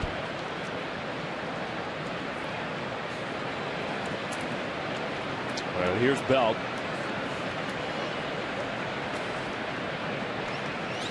Oh for 2 in this game. Not particularly enjoying his homecoming.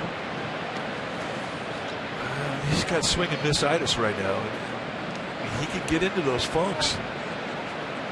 He was so hot, and everything he was hitting was so solid from line to line. They were using the whole field. And all of a sudden he takes a day out, comes here, and it just has dried up for him. Strike 1 call. And you know he's grinding too. I mean, he's got a lot of friends and family here. Nacogdoches, where he's from, is only 130 miles away.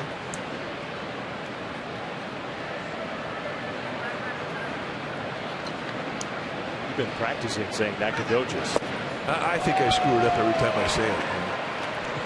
Just don't ask me to spell it. It's a hard one. Yep. Nacogdoche. See, just exactly like it sounds. What does that even mean? Don't ask me. Bell fights one off foul. You can tell he's just sort of out of whack again. That was a pitch he was hammering a week ago, or even just a few days ago. Pride of Hudson High School, Lufkin, Texas. Then he went to San Jacinto College here in Houston and wound up a Longhorn in Austin, the University of Texas. When he was in high school in Lufkin, he was a big-time pitching prospect. He was much more of a prospect as a pitcher than he was as a hitter. And he figured his career was going to be on the mound. Did he get drafted by the Red Sox or anything? And I think he did get drafted as a pitcher initially. But he sort of hurt his arm, his shoulder. Transitioned to hitting, and it has worked out well for him. And the Giants, look, we sort of overlook it now because he's been around so long. But the Giants found him in the middle rounds of the draft, and he had not put up huge numbers in college. They sort of recognized the tools, but said, this is a guy we can develop. And it helped him become a very good major league player. Well, the thing that gets you excited about this guy, because of his height, I mean, he's a tall hitter, but he's got a very compact swing. And guys who are tall don't usually have that. He's 6'5", 220 pounds. But his swing, if you saw just his swing, you wouldn't put it on a 6'5" hitter. A long at bat here. That's the 8th pitch, and he takes ball 3. So it'll be at least a 9-pitch battle between Belt and Deduno.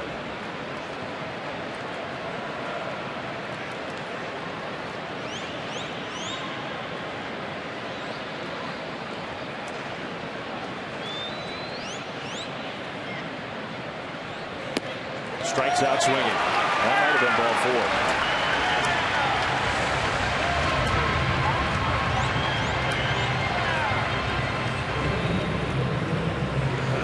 toughest things to do. Come back to where you're from, and especially with interleague, you don't come here very often. You want to put up some good numbers for your friends and family, and you get into a little bit of a funk. It's tough. The pitcher, you go out, you start a game, get knocked out in the second. Rough. Susak takes a fastball for strike one. Giants have gone ahead again on the Buster Posey 2-run homer. For all the frustrations of getting that big hit with a runner in scoring position, Posey just said forget about it. He just hit it over the wall. That one trying to come back to the strike zone, called a ball.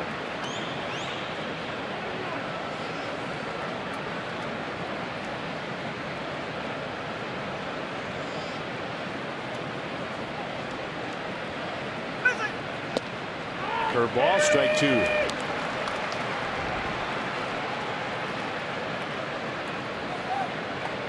Bruce Bochy was talking to us before the game today about, as a former backup catcher, he feels for guys like Susak. I mean, he had a lot of high praise for Susak. Hits that one off the end of the bat, and it's going to be caught by Rasmus. Out number 3, but the Giants go back ahead. Buster Posey goes deep, knocks in 2, and the Giants have a 3-1 lead.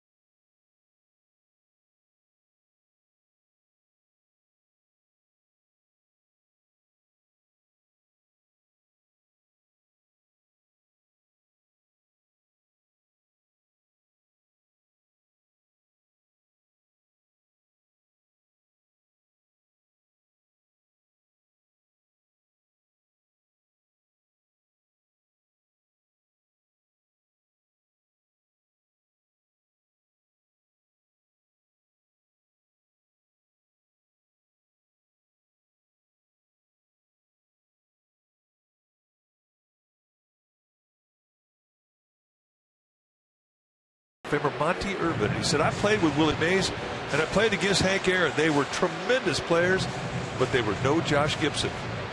How about that? Wow. Well, we never had the privilege of watching Josh Gibson, but Monty Irvin, a tremendous guy. And this is today, Mike, here in Houston. Monty lives in Houston. He is 96 years old. Larry Baer, Bobby Evans went over to see him and present him with a 2014 Giants World Series ring. Well, and it lit up the room, and his reaction lit up the room. Jason Castro crushes one to deep right center field and gone. See the ball well.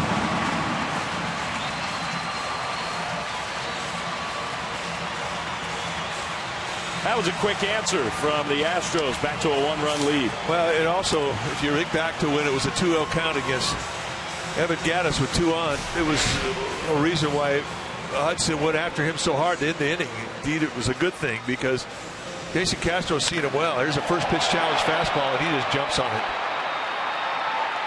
And that's a big potato right there. He's a good player, Jason Castro. There's Chris Carter taking a ball. Well, he's a tall hitter. He's a good low ball hitter. And I think he creates one-pitch opportunities because he thinks well. He was looking for nothing but a fastball there. Middle in, boom. Carter smashes one to left. That's a base hit. Well, Castro just hit a home run last night. He did the same. Yeah, watch where the location is. This really wasn't a mistake. The location, it was just down. And I think Castro, again, because of his height, he covers that pitch well. Didn't have a lot of lower body in it, but here to both sides to both pole sides of this ballpark, you get lots of carry. Castro, a Bay Area kid, putting on a show for the folks back in the Bay Area who are watching tonight, who are fans of his. He's got a lot of them. From Castro Valley. You think they moved there on purpose? VR, center field, another hit. Man, they're coming fast now for the Astros. 2 on, run in, still nobody out. And now coming back to the best Houston hitters. And Dave Righetti is getting on the phone. Yeah, this is a red alert down at Giants bullpen.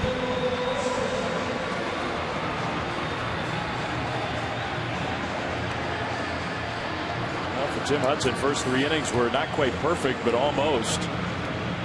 Second time through the order, a much different story. And this inning, it's been an ambush. They're swinging early. Here's Marisnik. But here's where it's nice to be a sinker ball. You're just one ground ball away from getting out of a big inning. He needs that ground ball. Giants thinking the bunt is a possibility. I don't know with Marisnik. Well, he's got great speed, and you have to at least respect it. You see Case McGee playing in on the grass at third base. I mean, if you just play back in normal position and give it to him, he'll take it. He will take it. Belt is a little. Belt was really in. Now he's about a step or 2 behind where he was. Here's a ball outside. It's 2-0. And this becomes a big pitch. George Cantos. Big pitch because you don't have an open base. I mean, there's nobody at third, but with nobody out, anything less than 2 outs, I mean, you're not going to use that bag by way of a walk and pitch around somebody to put a runner at third base with less than 2 outs. You're just not going to do it. He needs to go at him. He did, and it's a liner caught by McGee. My goodness. Well, that's 4 bullets. And only the good fortune of an Adam Wall. Down and in, and he just drops the head on it. Casey McGee never moved his feet. Yeah, he dropped to a knee.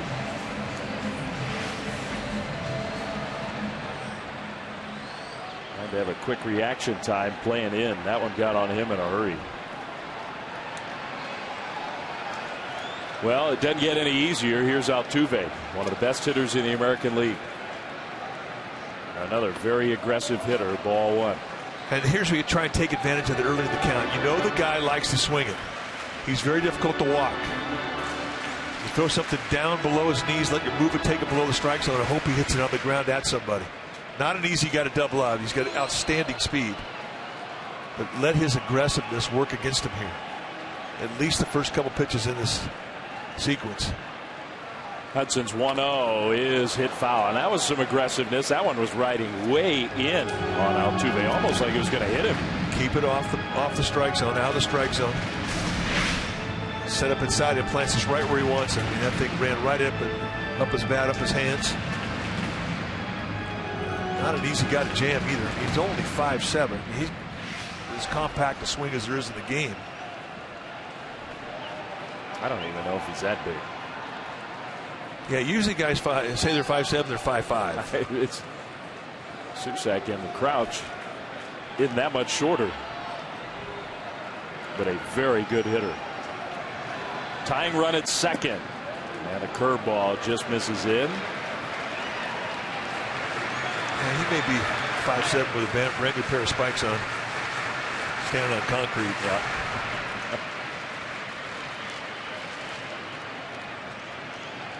Part of what makes him such a captivating player.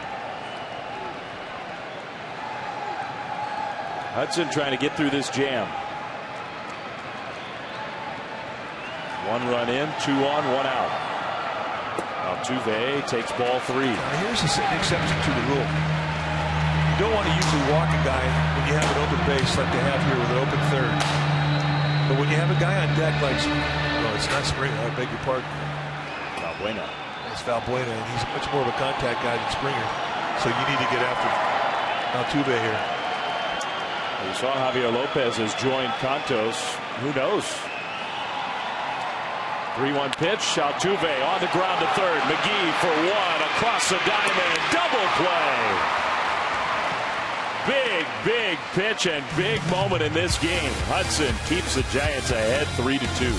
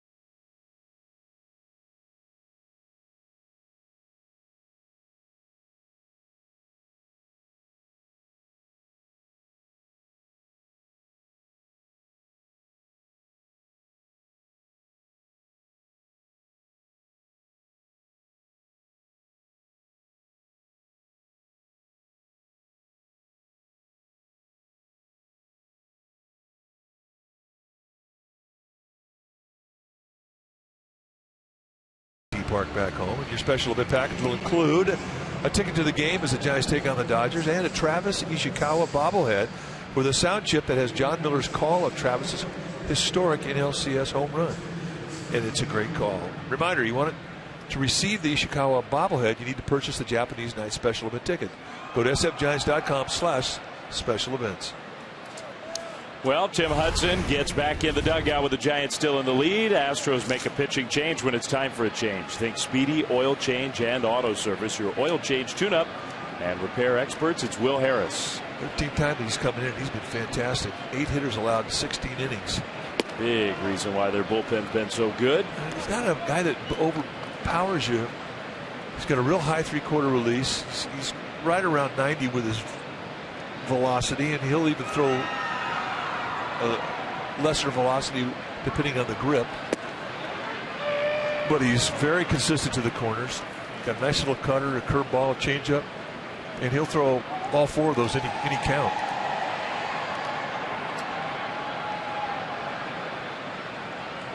McGee has a hit and a walk in 2 trips tonight. He takes that slider for ball 2.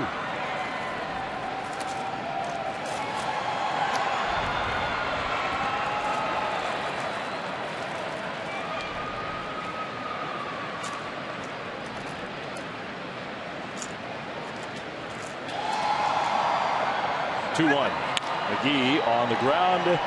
VR will throw him out.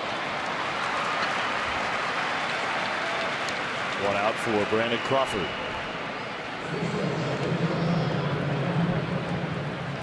Crawford also has been on base twice. Bottom of the order has done a good job getting on base in this game. Brandon hitting 9th in this American League style lineup.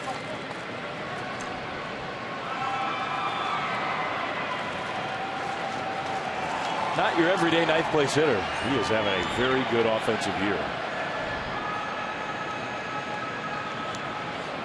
Takes a curve or a slider. Harder breaking pitch in the dirt, ball 1. Yeah, there goes his curveball. He's got a 12-6 break because of that high release. It's a good strikeout pitch, especially the lefties. He gets ahead of him, drop that thing at home plate. A lot of guys will get after that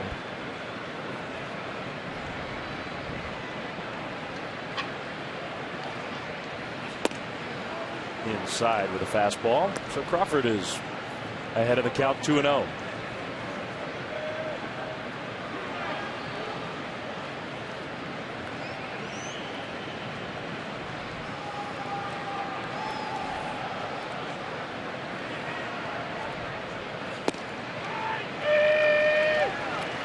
Jim Joyce sort of tells the story. He's got one of the great strike calls for a home plate umpire. He's a good umpire. Well respected. That one's a ball. I wonder if Brandon Crawford and Jason Castro, they're pretty close in age, both Bay Area guys, standing there with Jim Joyce. There he is. Castro from Castro Valley, Crawford from Pleasanton. I bet they played against one another. Sure they have.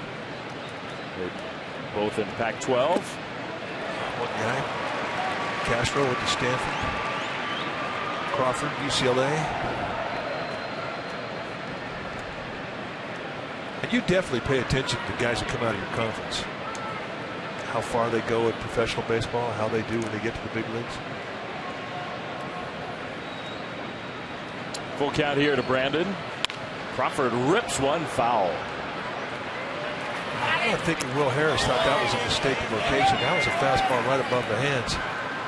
And one thing we've seen Crawford do this year, I think he's very good to the inside part of the plate against righties or lefties for that matter, because he's comfortable with the bent arm swing. He doesn't bar himself into getting jammed. He's got good hands. Hits that one to left. Rasmus got a good jump on it. 2 down. Yeah, Rasmus could be a center fielder. Yeah. He gets a great jump. When it's these three in the outfield, I mean, the Astros, hard to imagine many teams have better outfield defense than this. Well, you're right. When you consider their range and their arm strength and their instinctive first step, these guys are good. Risnick in center field is a super athlete. Aoki with 2 down. High strike. 92-mile-an-hour fastball.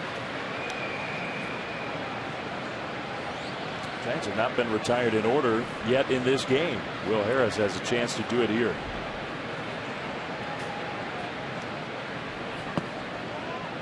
The ball.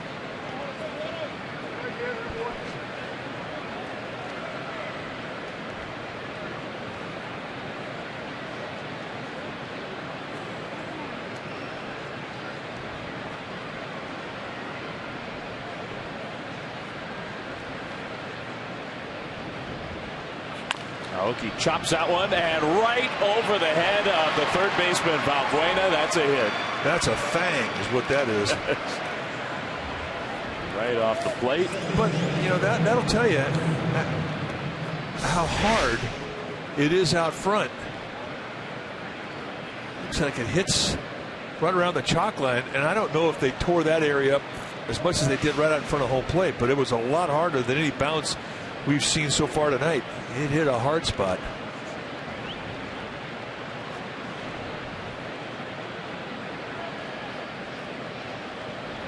So here's Duffy.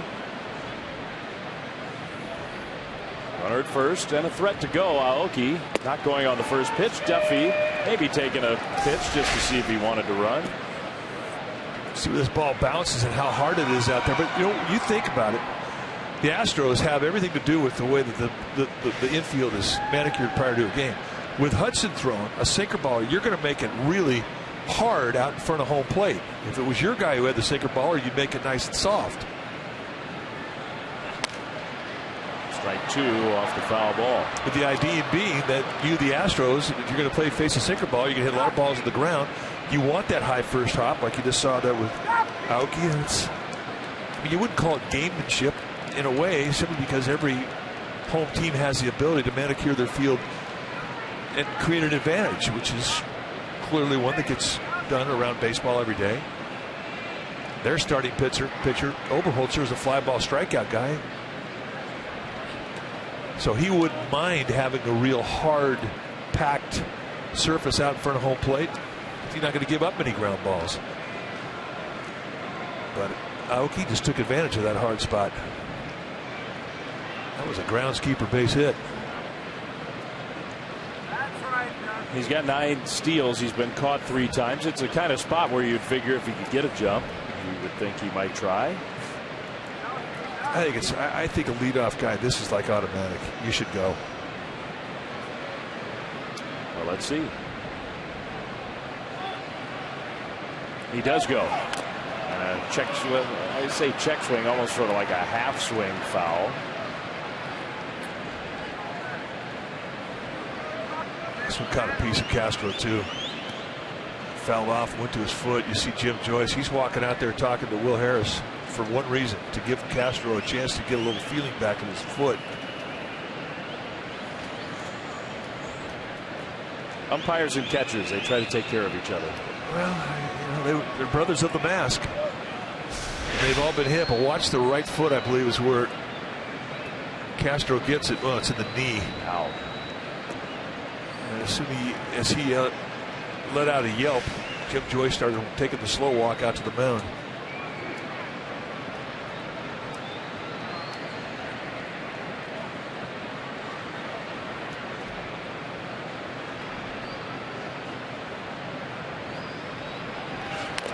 Curveball, and Duffy stays alive. Aoki was running again.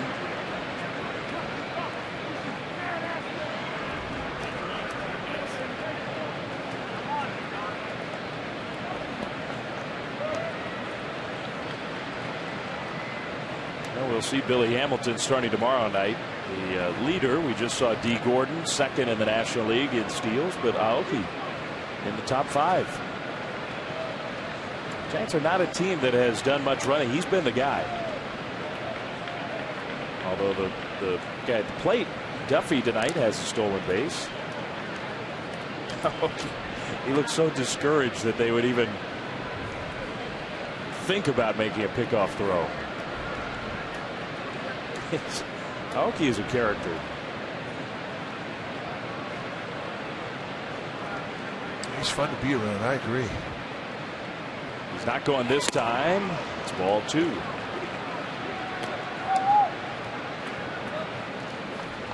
Well, Will Harris was hoping this would be a quick 1-2-3 inning. It's up to 20 pitches now for him. There have been no quick innings for Astros pitching in this game. Giants have a 3-2 lead. A hot hitter at the plate. Duffy's had 3 good at bats. He's 1 for 2. Aoki running, and it's strike 3 called, and Duffy is upset. Giants get a hit, do not score. Middle of the 6th, 3-2. They lead.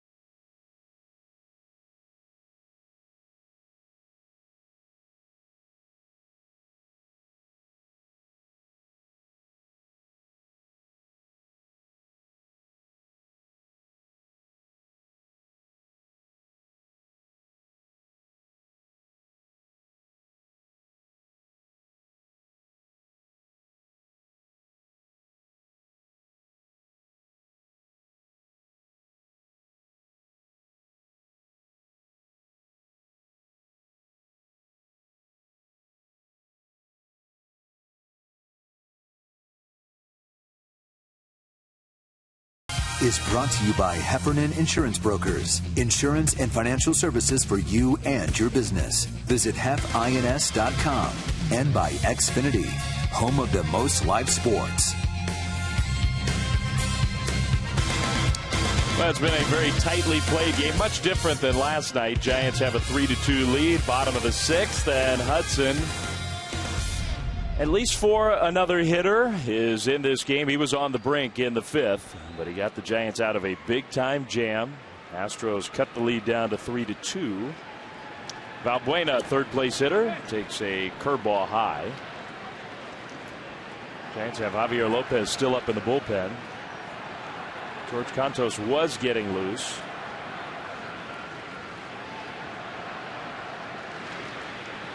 Valbuena checks his swing, and he went around. Joyce made the call himself. Strike one, and Valbuena just cannot believe it. It's a big at bat for Tim Hudson. Did he go? That's a gift right there. I agree with Valbuena. It cost him a strike. He hits that one foul out of play and falls down. What happened? Tweak an ankle or a knee. Some cause of discomfort. I mean, this is a big swing. And it just goes down.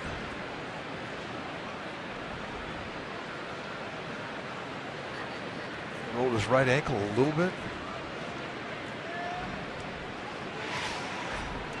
Didn't get cheated. 1-2. That one is ripped foul. He's letting out some shaft. I wouldn't call that a two-strike adjustment swing. No. Well, that's how you hit 7 home runs and also hit $195. I don't think there's a two-strike approach with this guy. However, he is dangerous.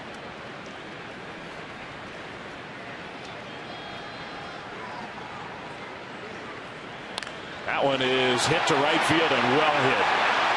Maxwell and Pagan watching it, and it's into the book.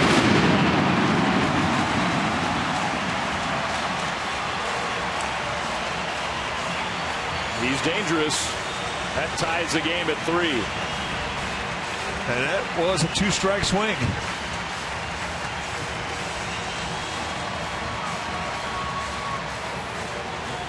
It's just a lot of outhouse or castle here. And Valbuena, he steps right into the castle. Just a high fly ball. Thought for a second watching Maxwell, he may have a chance. Not so. So the Astros using the long ball. Castro cut the lead to 1. Valbuena ties it. Here's Springer. Hudson's looking ragged. Well, he's getting squared up. Nobody's really hitting him too hard through the 4th, and then in the 5th inning, and all of a sudden it got loud. That ball hit on the ground to second. Duffy there. 1 away. Well, with Rasmus, I wonder what Bruce Bochy's thinking here. In fact, what Bochy is, he's coming out.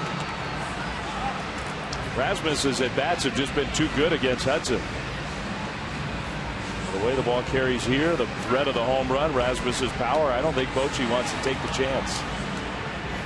So he's making the change. Bochy will take Hudson out of the game when it's time for a change. Think speedy, oil change, and tune-up. 3-3, Giants and Astros.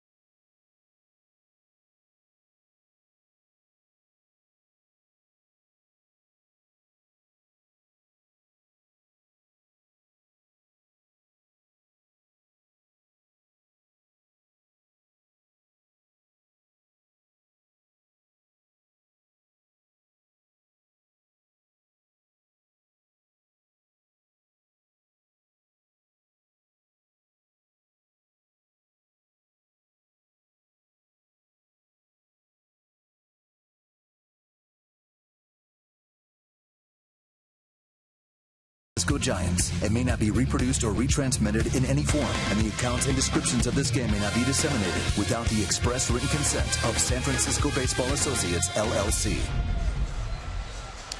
Dave Fleming, Mike Krukow back here in Houston, bottom of the 6th. Tim Hudson out of the game. Astros have tied it up. A couple home runs did the trick, 3-3. And so now the new pitcher, the left-hander Javier Lopez. 15th time that he has come in. No record yet. 2.35 ERA. 5 base runners in 7 2/3. He's been fantastic.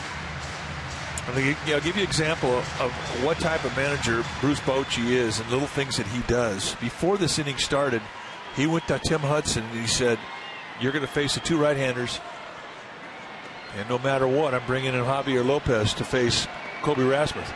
So Hudson knew going out that he had 2 hitters left in the game. He gets up the home run that ties the ball game, then he gets the out from Springer, and he knows he's going to come out. Rasmus, just a little tapper. Susac throws him out. And the reason I bring that up because there's a lot of old starting pitchers out there going, wait a second, it's a tie score to 6th inning, and now you're taking me out. But that's something that Bochy did before the inning started, so Hudson knew the deal.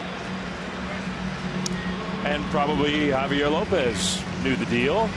He faces his one guy. He gets him.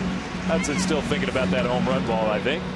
So another pitching change coming here. Still tied. Lopez does his job. We'll be back right after this.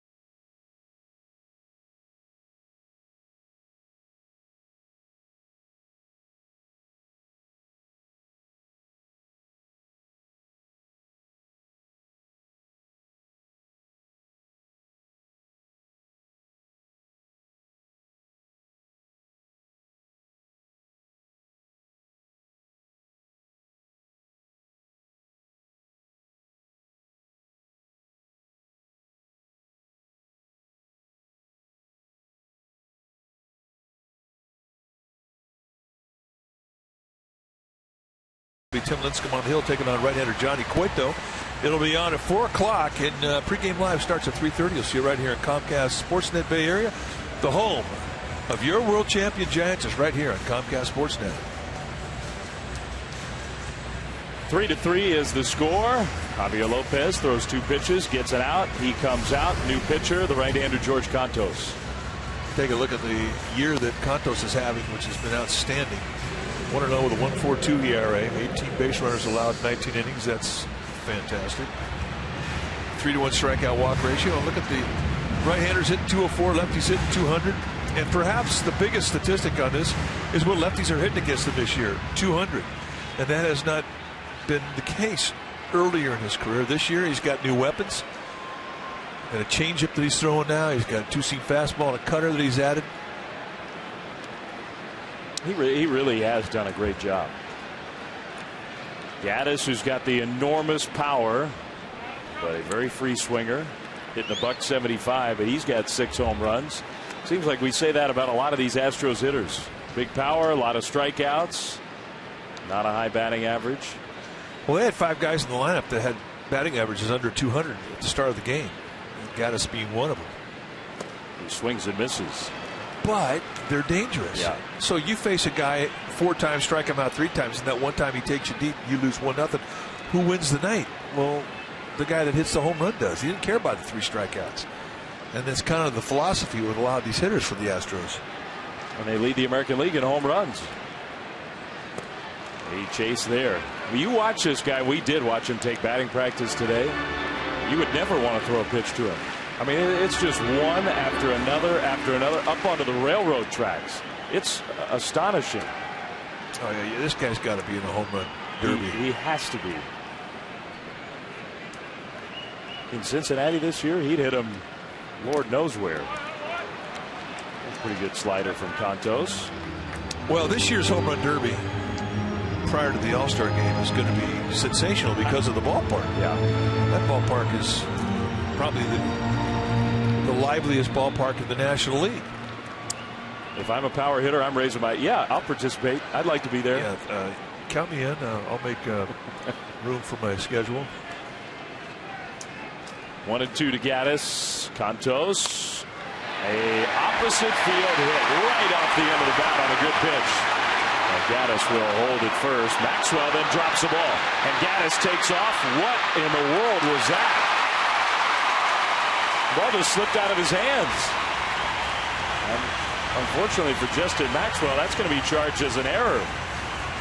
It's a big play in a tie game in the 6th inning. Goes to the bare hand, gets up, and all of a sudden, whoop, he loses the handle. And Gaddis, who's below average in speed, saw the miscue, and it took an easy stroll into second base. Right here, with his back to second base, turns around.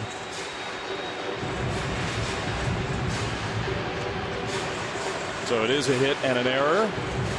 Now the Astros are a base hit away from going ahead. So that's big. And a guy who's a hot hitter, at least has been in these 2 games. Giants as a team had not made an error in a long time. What have it been, 7 games in a row coming into tonight without an error? Something like that.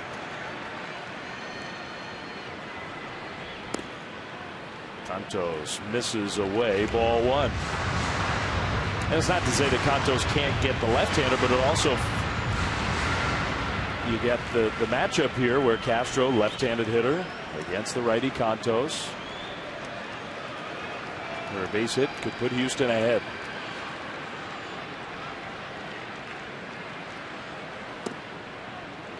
That one didn't miss by much. Contos is upset. He wants to know, where was that pitch? In, out. It's one thing you learn, you don't ever ask an umpire, where was it? They do not like that. And that's a strike. I mean, you just don't get it. He missed it. But got an open base here. You don't have to just lay one in here to a guy who's been swinging it well. You have a right-handed hitter on deck. That one is fouled off to the left. Last time up, this is what Castro did against Tim Hudson in the 5th. A first pitch fastball he was laying in the bushes for it. Home run number 4 of the year for Castro.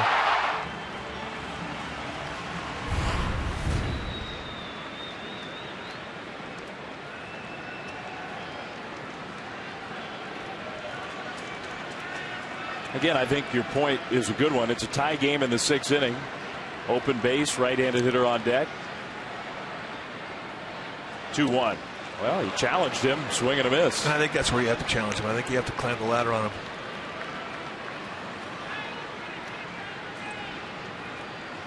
Tall hitters traditionally are good low ball hitters, and I think that's the case with Castro. I mean, he's got a natural little loop to his swing, covers the low part of the zone well, and that's where his power is.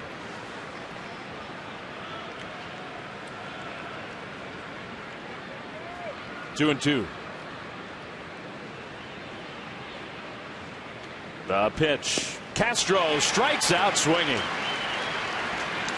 So Contos does a nice job. Pagan, Posey, Maxwell coming up. Kite comes back to TV in a 3-3 game.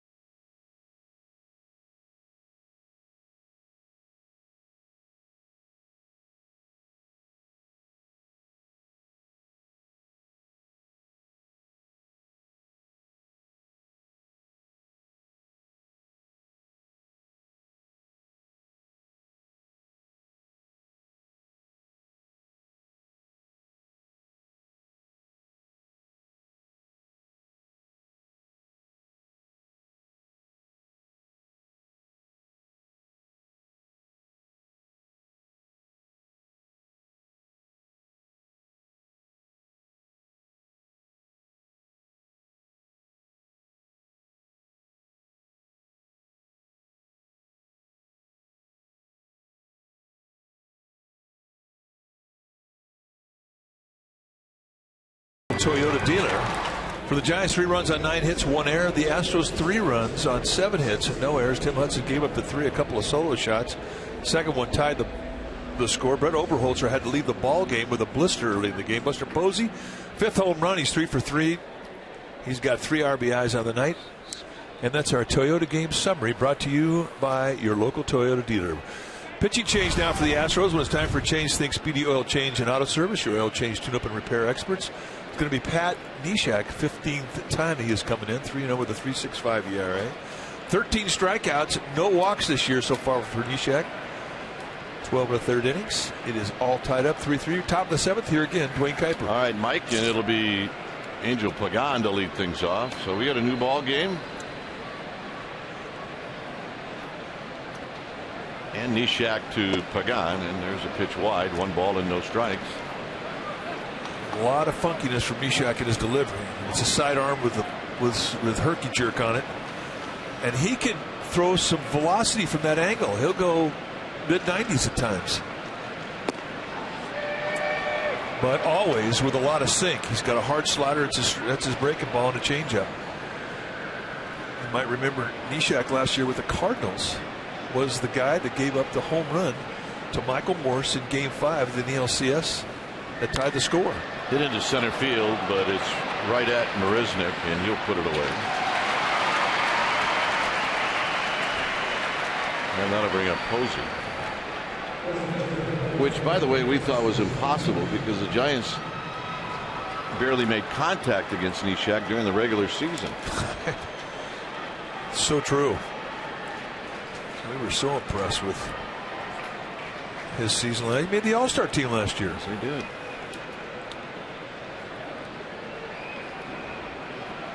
Posey's had a good night. 2 singles and a home run. And he takes a strike. You know, last year in that NLCS, Neshek got into 4 games. He threw 4 innings. He gave up 1 hit. Yeah, that was it. And that was the home run to Michael Morse. Set the stage for Travis Ishikawa. Mr. Posey homered in the 5th off of Deduno. That was a 3-2 hanging breaking ball right up around the letters. See you later.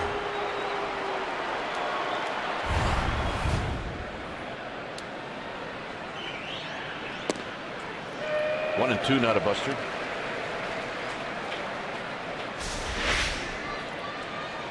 Watch the funkiness. Center down, boom, and then come explosively from the side. Low 3/4 to sidearm. There's nothing orthodox with this guy's motion. Posey has to lean out to take a good look at it. It's 2-2. And when you see guys throw from down that angle, you just don't normally see that type of velocity. As we mentioned, I mean, he can go low to mid-90s with it.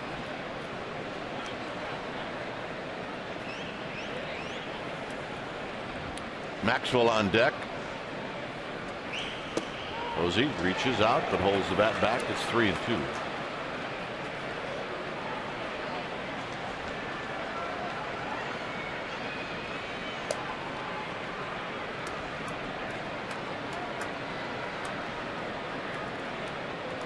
So the payoff pitch is coming up.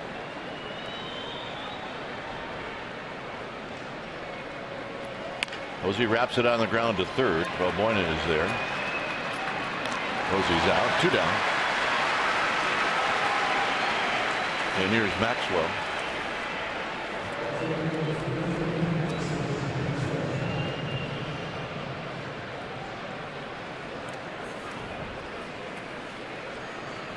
Maxwell tonight is 1 for 3.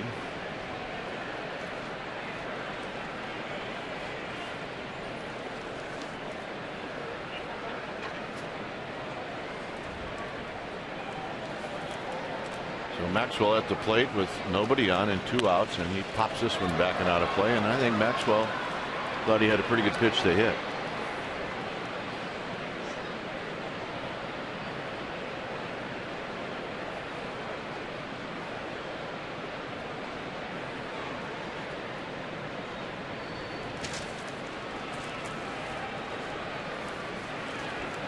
Here's the 0-1 to Maxwell, and there's a strike, 0-2.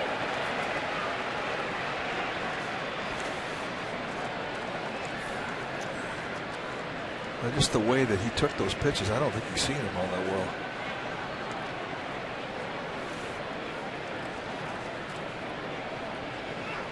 Got him, and that'll end the inning. Leshak with a 1-2-3-7. It stays tied.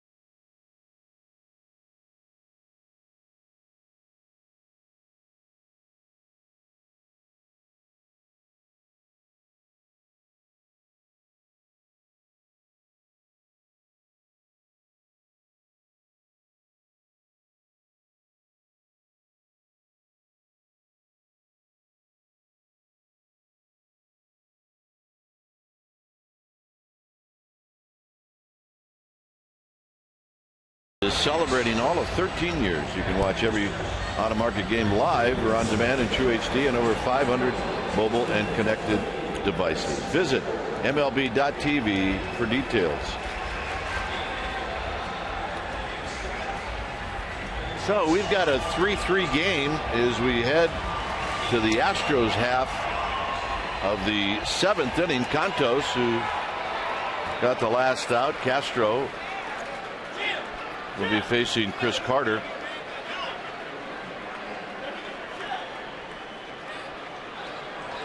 So Carter will step in. He's 1 for 2. And Cantos throws, and Carter with a big swing and a miss. I mean, now is where you have to be careful with these Astros, because one bad pitch and they can take the lead. Well, and they're swinging for it too.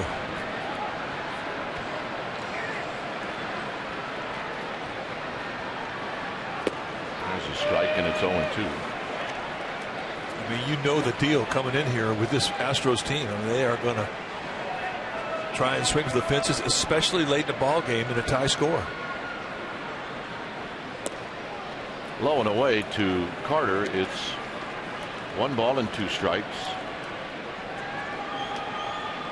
VR is on deck, and then Marisnik, and the top of the order, will hit third this inning. 2 balls, 2 strikes.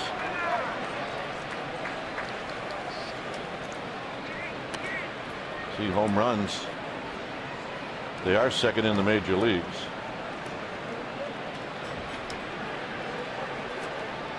But home runs sometimes along with that are strikeouts. Not always, but a lot of times. Here's the 2-2 pitch to Carter. 3-2. Didn't want to walk him. 0-2 to a 3-2.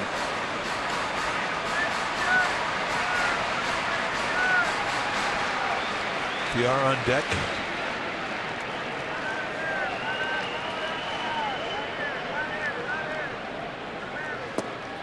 And he walked him.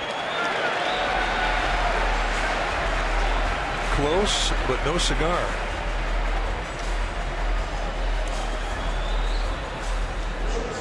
That's a pitch that if you'd have thrown that 0-2 or 1-2, he'd have swung at it. 3-2, he'd seen too many pitches, he'd seen the movement. An easier take.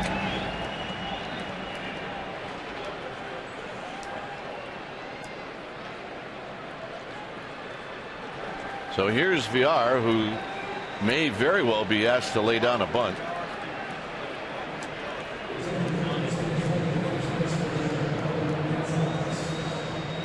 So we have a pinch runner.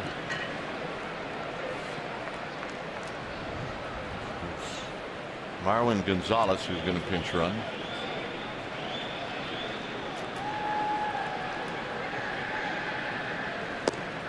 And a strike to VR, who don't show signs of laying down a bunt, and it's 0-1.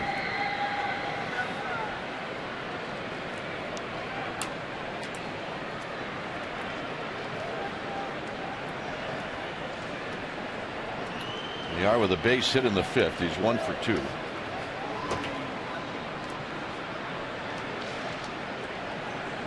Now a bunt, and he pops it up, and it's going to be Belt, and Belt makes the catch. And hanging on was Susak. I think Antos got it. Was it Susak? It was Susak. And that was disaster written all over it. The hardest pop-up to catch out of the 3 would be catching it with a catcher's mitt. I couldn't tell who got it. And in the end, it was Susak with the catcher's glove. Contos comes over and he just gets cut in half. Well, 2 guys tried really hard to knock that ball out of Susak's glove. So it happened that they were teammates. More Contos than Belt. And in the NFL, that's 15 yards. That's clipping. That's exactly right. It is. Well, we can laugh because everybody's okay, because it turned out a spectacular play from Andrew Susak. But I got to give George Contos, the pitcher, A for effort there. I mean, that's one of those plays where, I mean, nobody's calling for it. You can't. It's not bunted high enough. So here's Marisnick, who hit a bullet to the third baseman McGee in the 5th. Here he takes a little low. The intersection with 3 vehicles. I think any one of the 3 could have got it. And there's the clip right there. I can't believe they didn't throw a flag.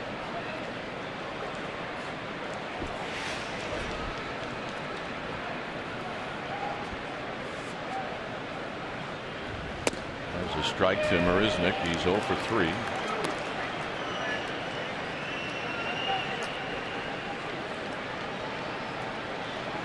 First chance we've had to see this guy play really live. And he's a player.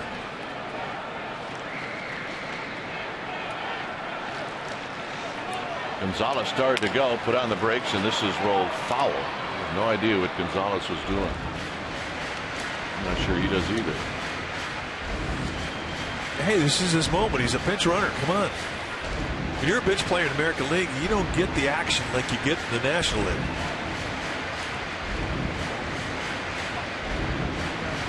The problem with being a pinch runner is you have nothing to gain.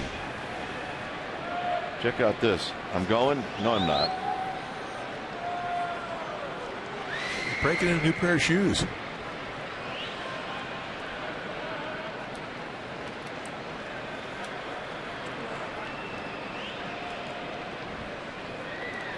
Santos will at least acknowledge Gonzalez by flipping one to first.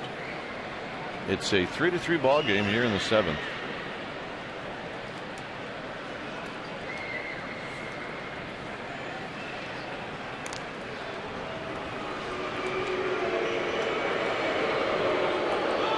Lefty and a righty, Machi and Affel. A very well rested bullpen, thanks to an off day and a complete game yesterday by Chris Heston. Giants bullpen strong.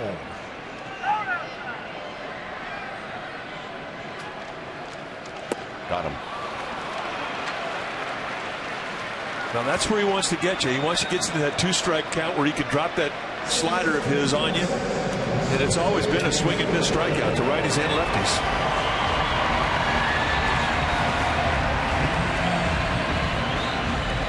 Altuve is 1 for 3.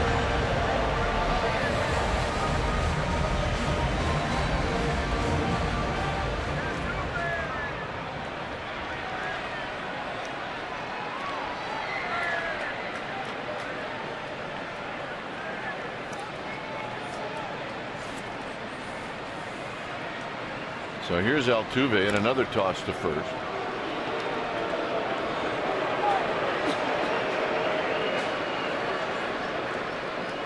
Really is a steal situation for Gonzalez at first base. Especially when you have a contact guy up there with 2 outs like Altuve.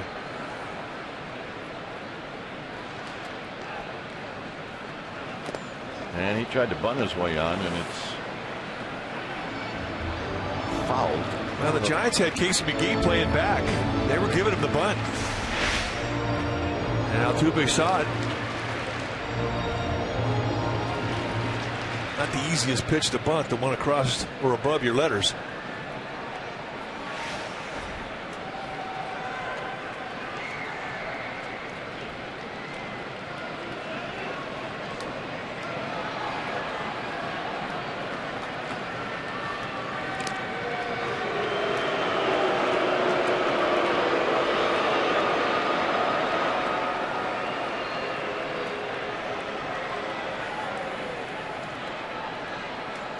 Oh, 0-1 to Jose Altuve.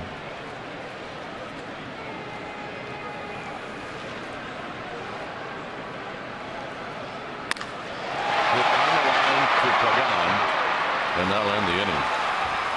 Through 7 innings here at Minute Maid Park, it's 3-3.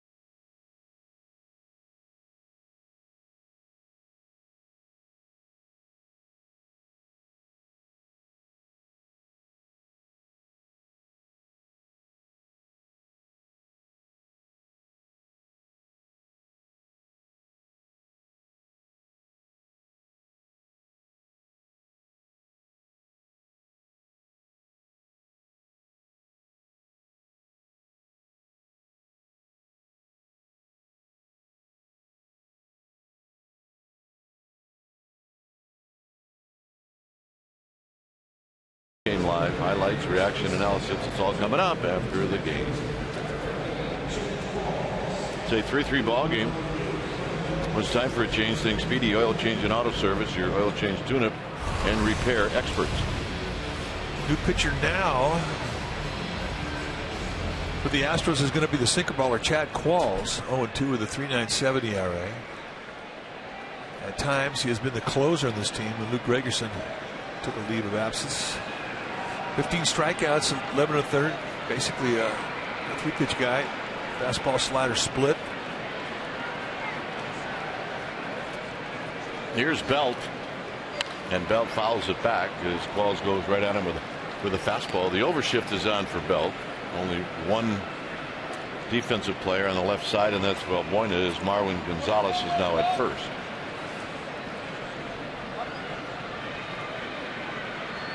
Belt, Susac, and McGee here in the 8th.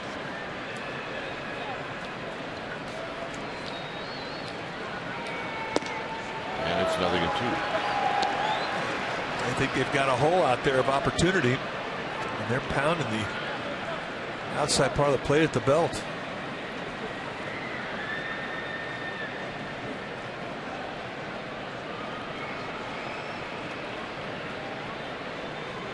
So it's a quick 0-2 to Belt. Belt fouls it back.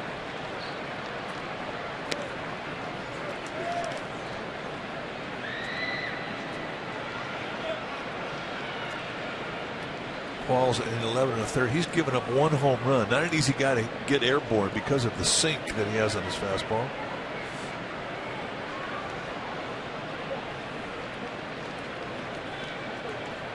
And tight to Belt. So Belt takes a pitch. It's 1-2.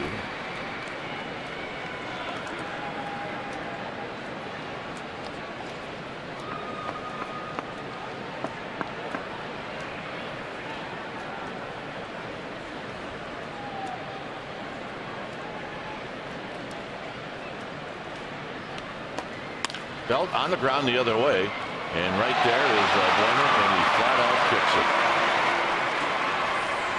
There'll be an error on Valbuena. I think that ball came up on him. We've seen nothing but pretty good hops on this infield. Not here. Kind of gets jammed with it, and watch it come up. Boom, hits him low in the heel. So an error, and it comes to start off an inning. So here's Susac. Susac is 0 for 3.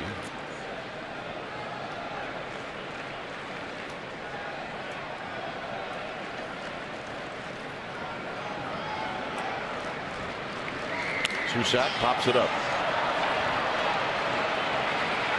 And it's going to be the shortstop, DR, who puts it away.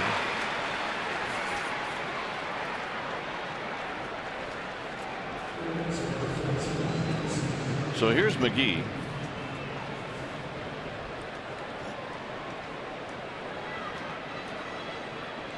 McGee trying to get off the interstate, hitting a $186. Well, the one thing McGee does is he does such a good job of going the other way. He's got a big hole between Gonzalez and Altuve.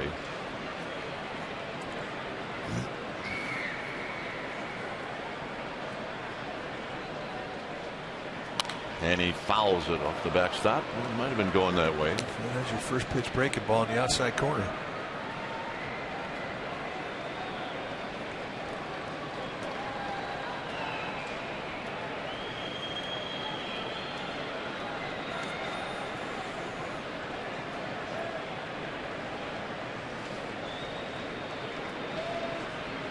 Oh, and 1.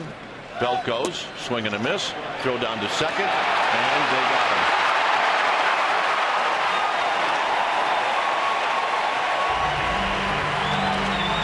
Well, that play for Bruce Bochy over the last week has been so frustrating because the hitters have just not made contact.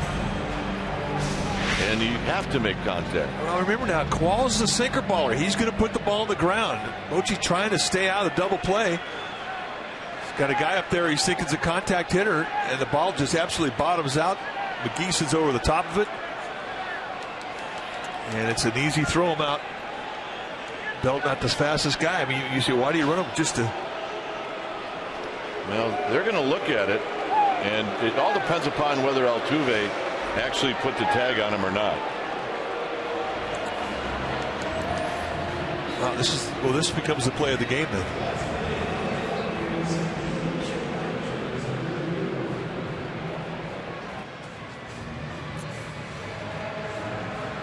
This replay review is presented by Xfinity. I mean, the angle we saw, the throw beat Belt, but what we didn't see is, did Altuve put the tag on him?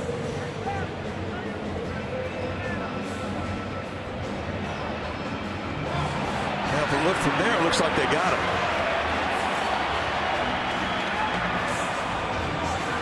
Well, Belt thinks they got him because he's walked off the field.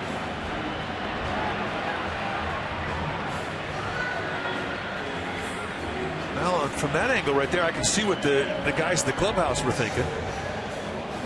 Well, look, they don't have anything to lose here in the 8th inning. No. By asking them to look at it. And if something happens next inning, they can ask the umpires to review another one. After the 7th, it's the umpire's discretion as to whether or not to review it. But I don't see this one getting changed.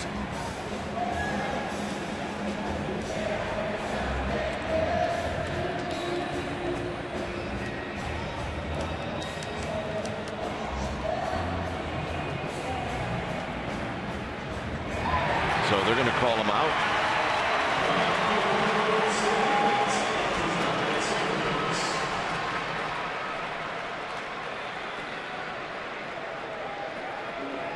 Just hasn't worked for Bruce Bochy. It hasn't. Well, you've got to have contact.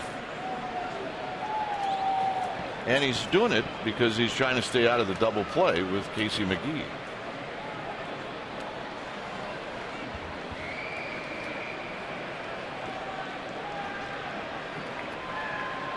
So it's 0-2 to McGee. And that pitch is wide, 1-2.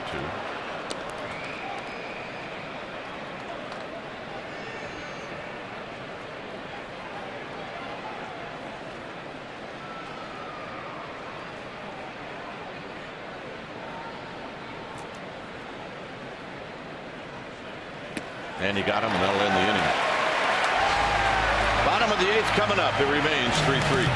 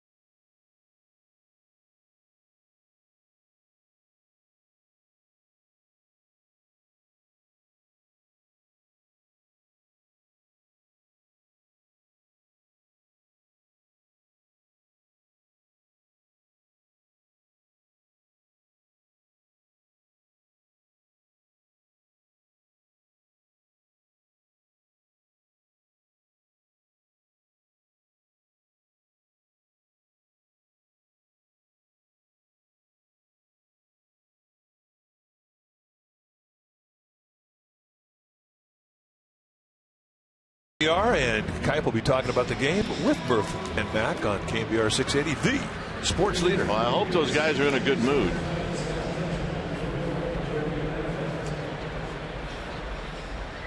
Were they in a good mood with you today? Oh yeah, they were fit. All they wanted to talk about was Chris Heston. Right now, we're going to talk about Jeremy Affeldt. He is the new pitcher for Bruce Bochy. 15th time that he's come in, having a good season. 0-1 with a 2.25 ERA. So did they fail to mention Matt Duffy? No, they had a lot to talk about in regards to Matt Duffy. Okay, good. If it's just a pitcher thing, then I got a problem. I was waiting for you to chime in there. You did let me down. So here's Valbuena facing Affeldt. It is a 3-3 ball game. And the first pitch isn't close, and it's 1 ball and no strikes. Valbuena tied the game up with a home run off of Hudson in the 6th.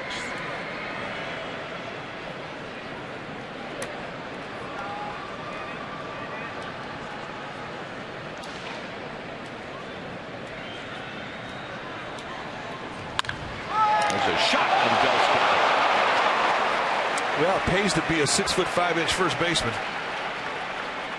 What a play by Belt on a bullet. Affeldt just shook his head. Now jump ball. And those are plays you don't think about. You just react to them. And maybe if he doesn't catch this, a man on third and nobody out. Yeah. Here's Springer, who's 0 for 2.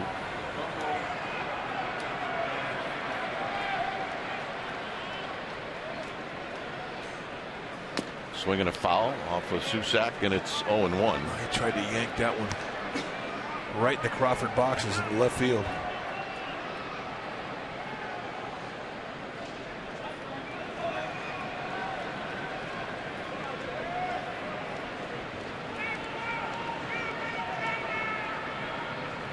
Outside to Springer. Hudson started for the Giants. Oberholzer started for the Astros. He left with a blister. And since then it's been a bullpen game. There's a strike, and it's now 1-2.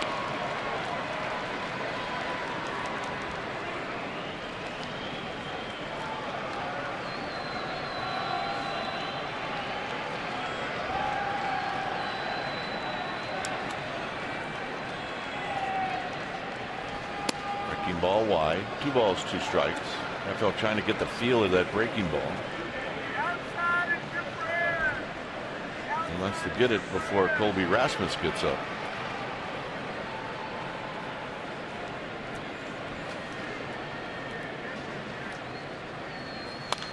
Foul back, another healthy rip. It stays at 2-2. Springer, a former first-round pick for the Astros in 2011. He was the 11th pick overall.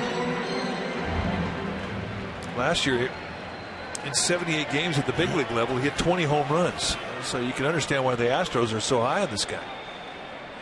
I think in a little less than a half a year, the guy's got 20 bombs. Ooh, and Jim Joyce flinched. It's 3-2. But in 295 at bats last year, he also struck out 114 times.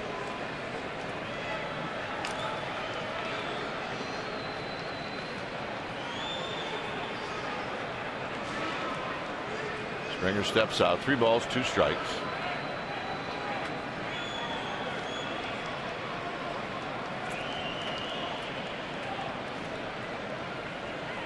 Payoff pitch. Hammer to left center field, deep, and off the wall. No, they're going to. It's gone. So here in the 8th, the Astros take the lead. It's 4-3.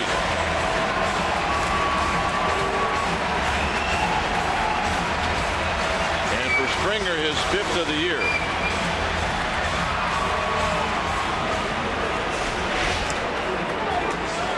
They just don't make adjustments to take swing out 2 strike counts because they can do this.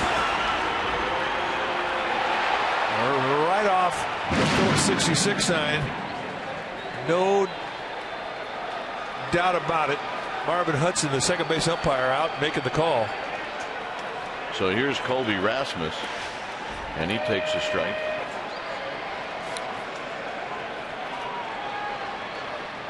Rasmus is 1 for 3. 3 solo home runs in this game for Houston. There's that breaking ball, and NFL does have the feel of it now. It's 0-2. Well, Angle will do that to a curveball. Put some extra snap on it.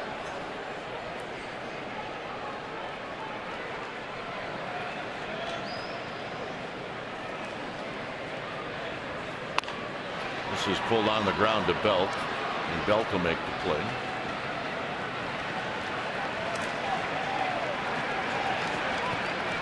Two outs for Evan Gattis, and that's going to be it for Appel.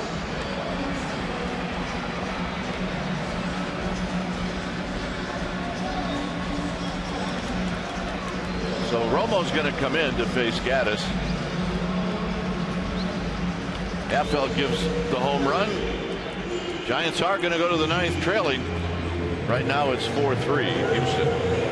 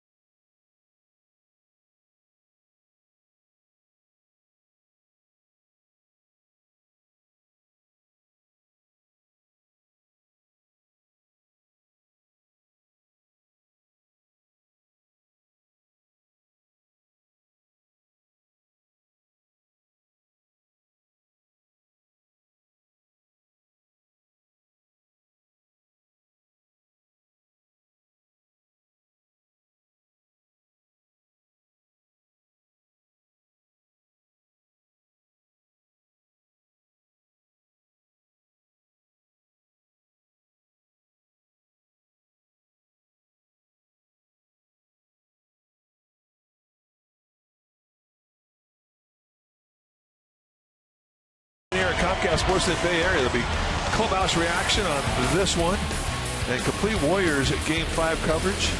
And Roz and Monty, they'll be giving you live updates and wrap-ups from the Oracle. All that more, Sportsnet Central, tonight, right after Giants postgame live. So Romo to face Gaddis.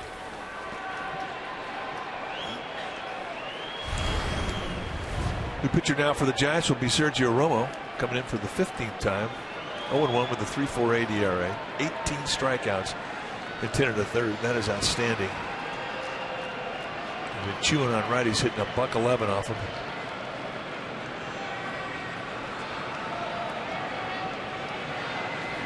And Gaddis with a wild swing.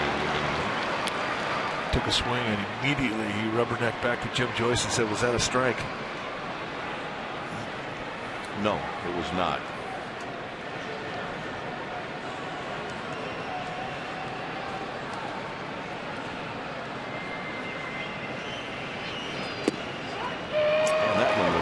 It's 0-2. For the Giants in the 9th inning, they will have Crawford, Aoki, and Duffy. Those are the first 3 hitters, and then the big fellas come up after that.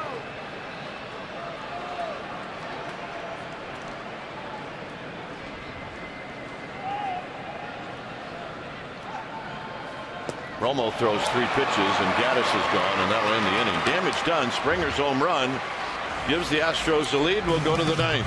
Giants need 1 to tie and 2 to take the lead.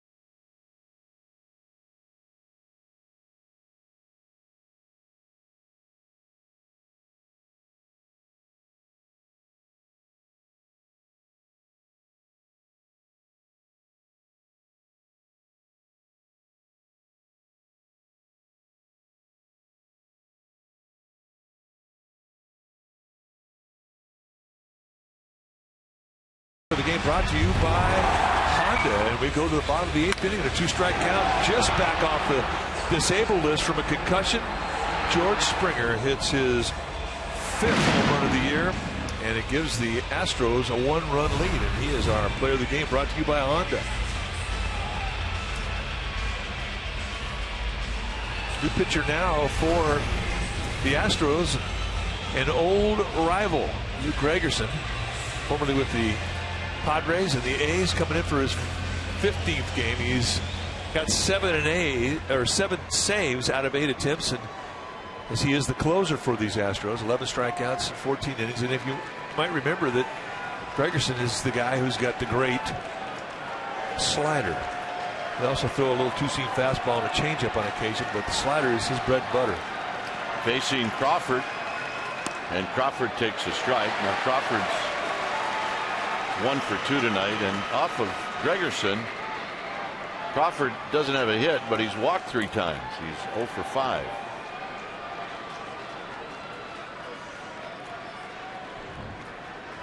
Giants need a base runner right here. Swing and a miss. 0-2.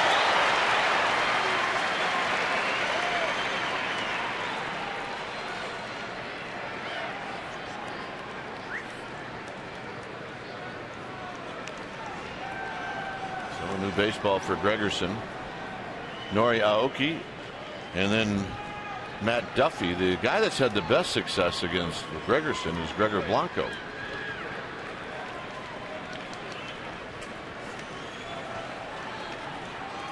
Here's the 0-2.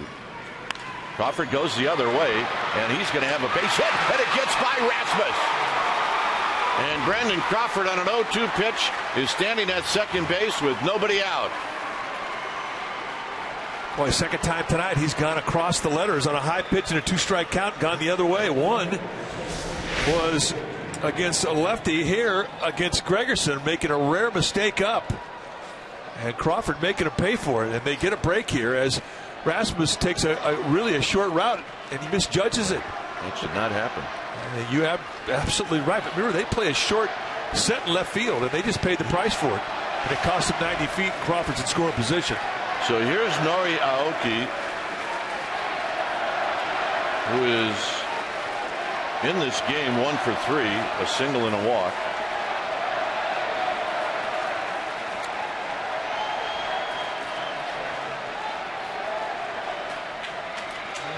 Infield for the Astros are in at the corners. And it's low. And Aoki showing no signs of laying down a bunt. Very shallow in right field is Springer.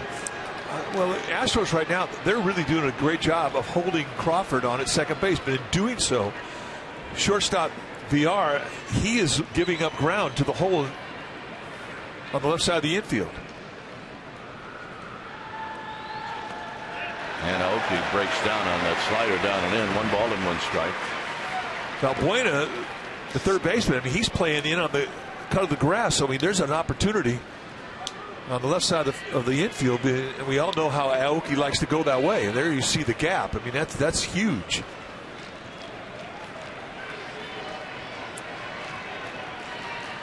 The situation calls for him to pull the ground ball, but because of that opening on the infield on the left side, you may see him go that way or try to. On the ground, they're going to go to third, and Crawford is out at third.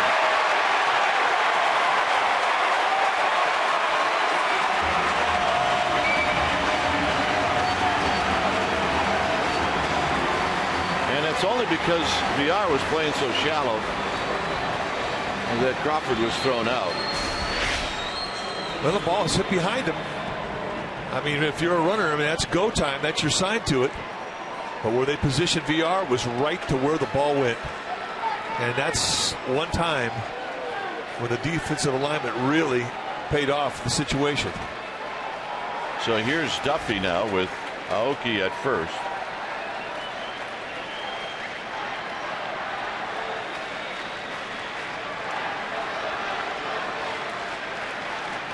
Duffy tonight is 1 for 3.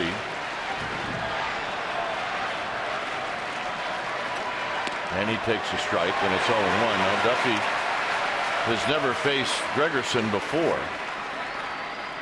Angel Pagan has, and he's on deck. You never know what Bruce Bochy might do. Aoki runs well. Duffy handles the bat well. The pitch. Swing and a miss.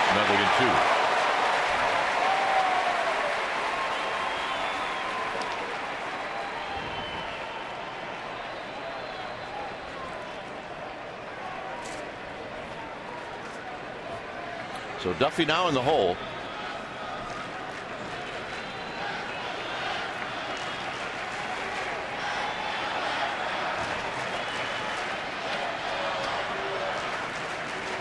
See what he gets here. And he went after it. Now, the first time you see Gregerson slider, you're disadvantaged. It's kind of like hitting Romo for the first time. And the price of education up here is costly. Way off the plate away. It just, you're not used to seeing a break like that. It's always been one of the better sliders in the league. And it just cost Duffy an at bat. Well, Giants have a shot. Pagan steps up. He tripled in the 5th. He's 2 for 9 against Gregerson lifetime. with a couple of doubles.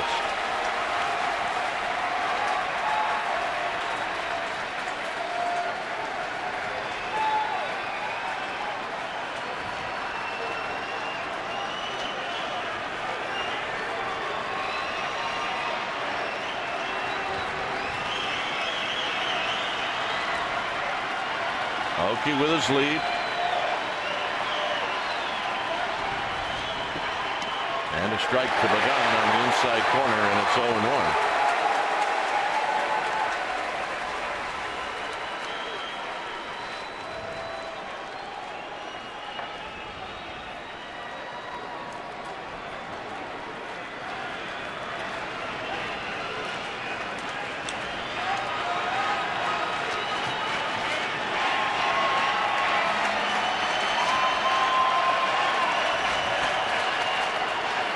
Pagan asking for time. Tying run at first. 2 outs here in the 9th.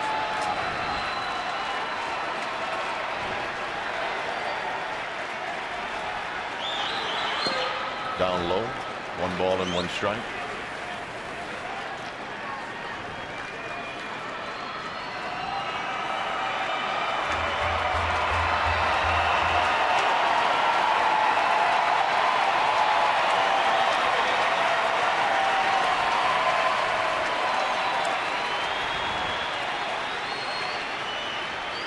Gregerson facing Pagan with 2 outs, 1 ball and 1 strike.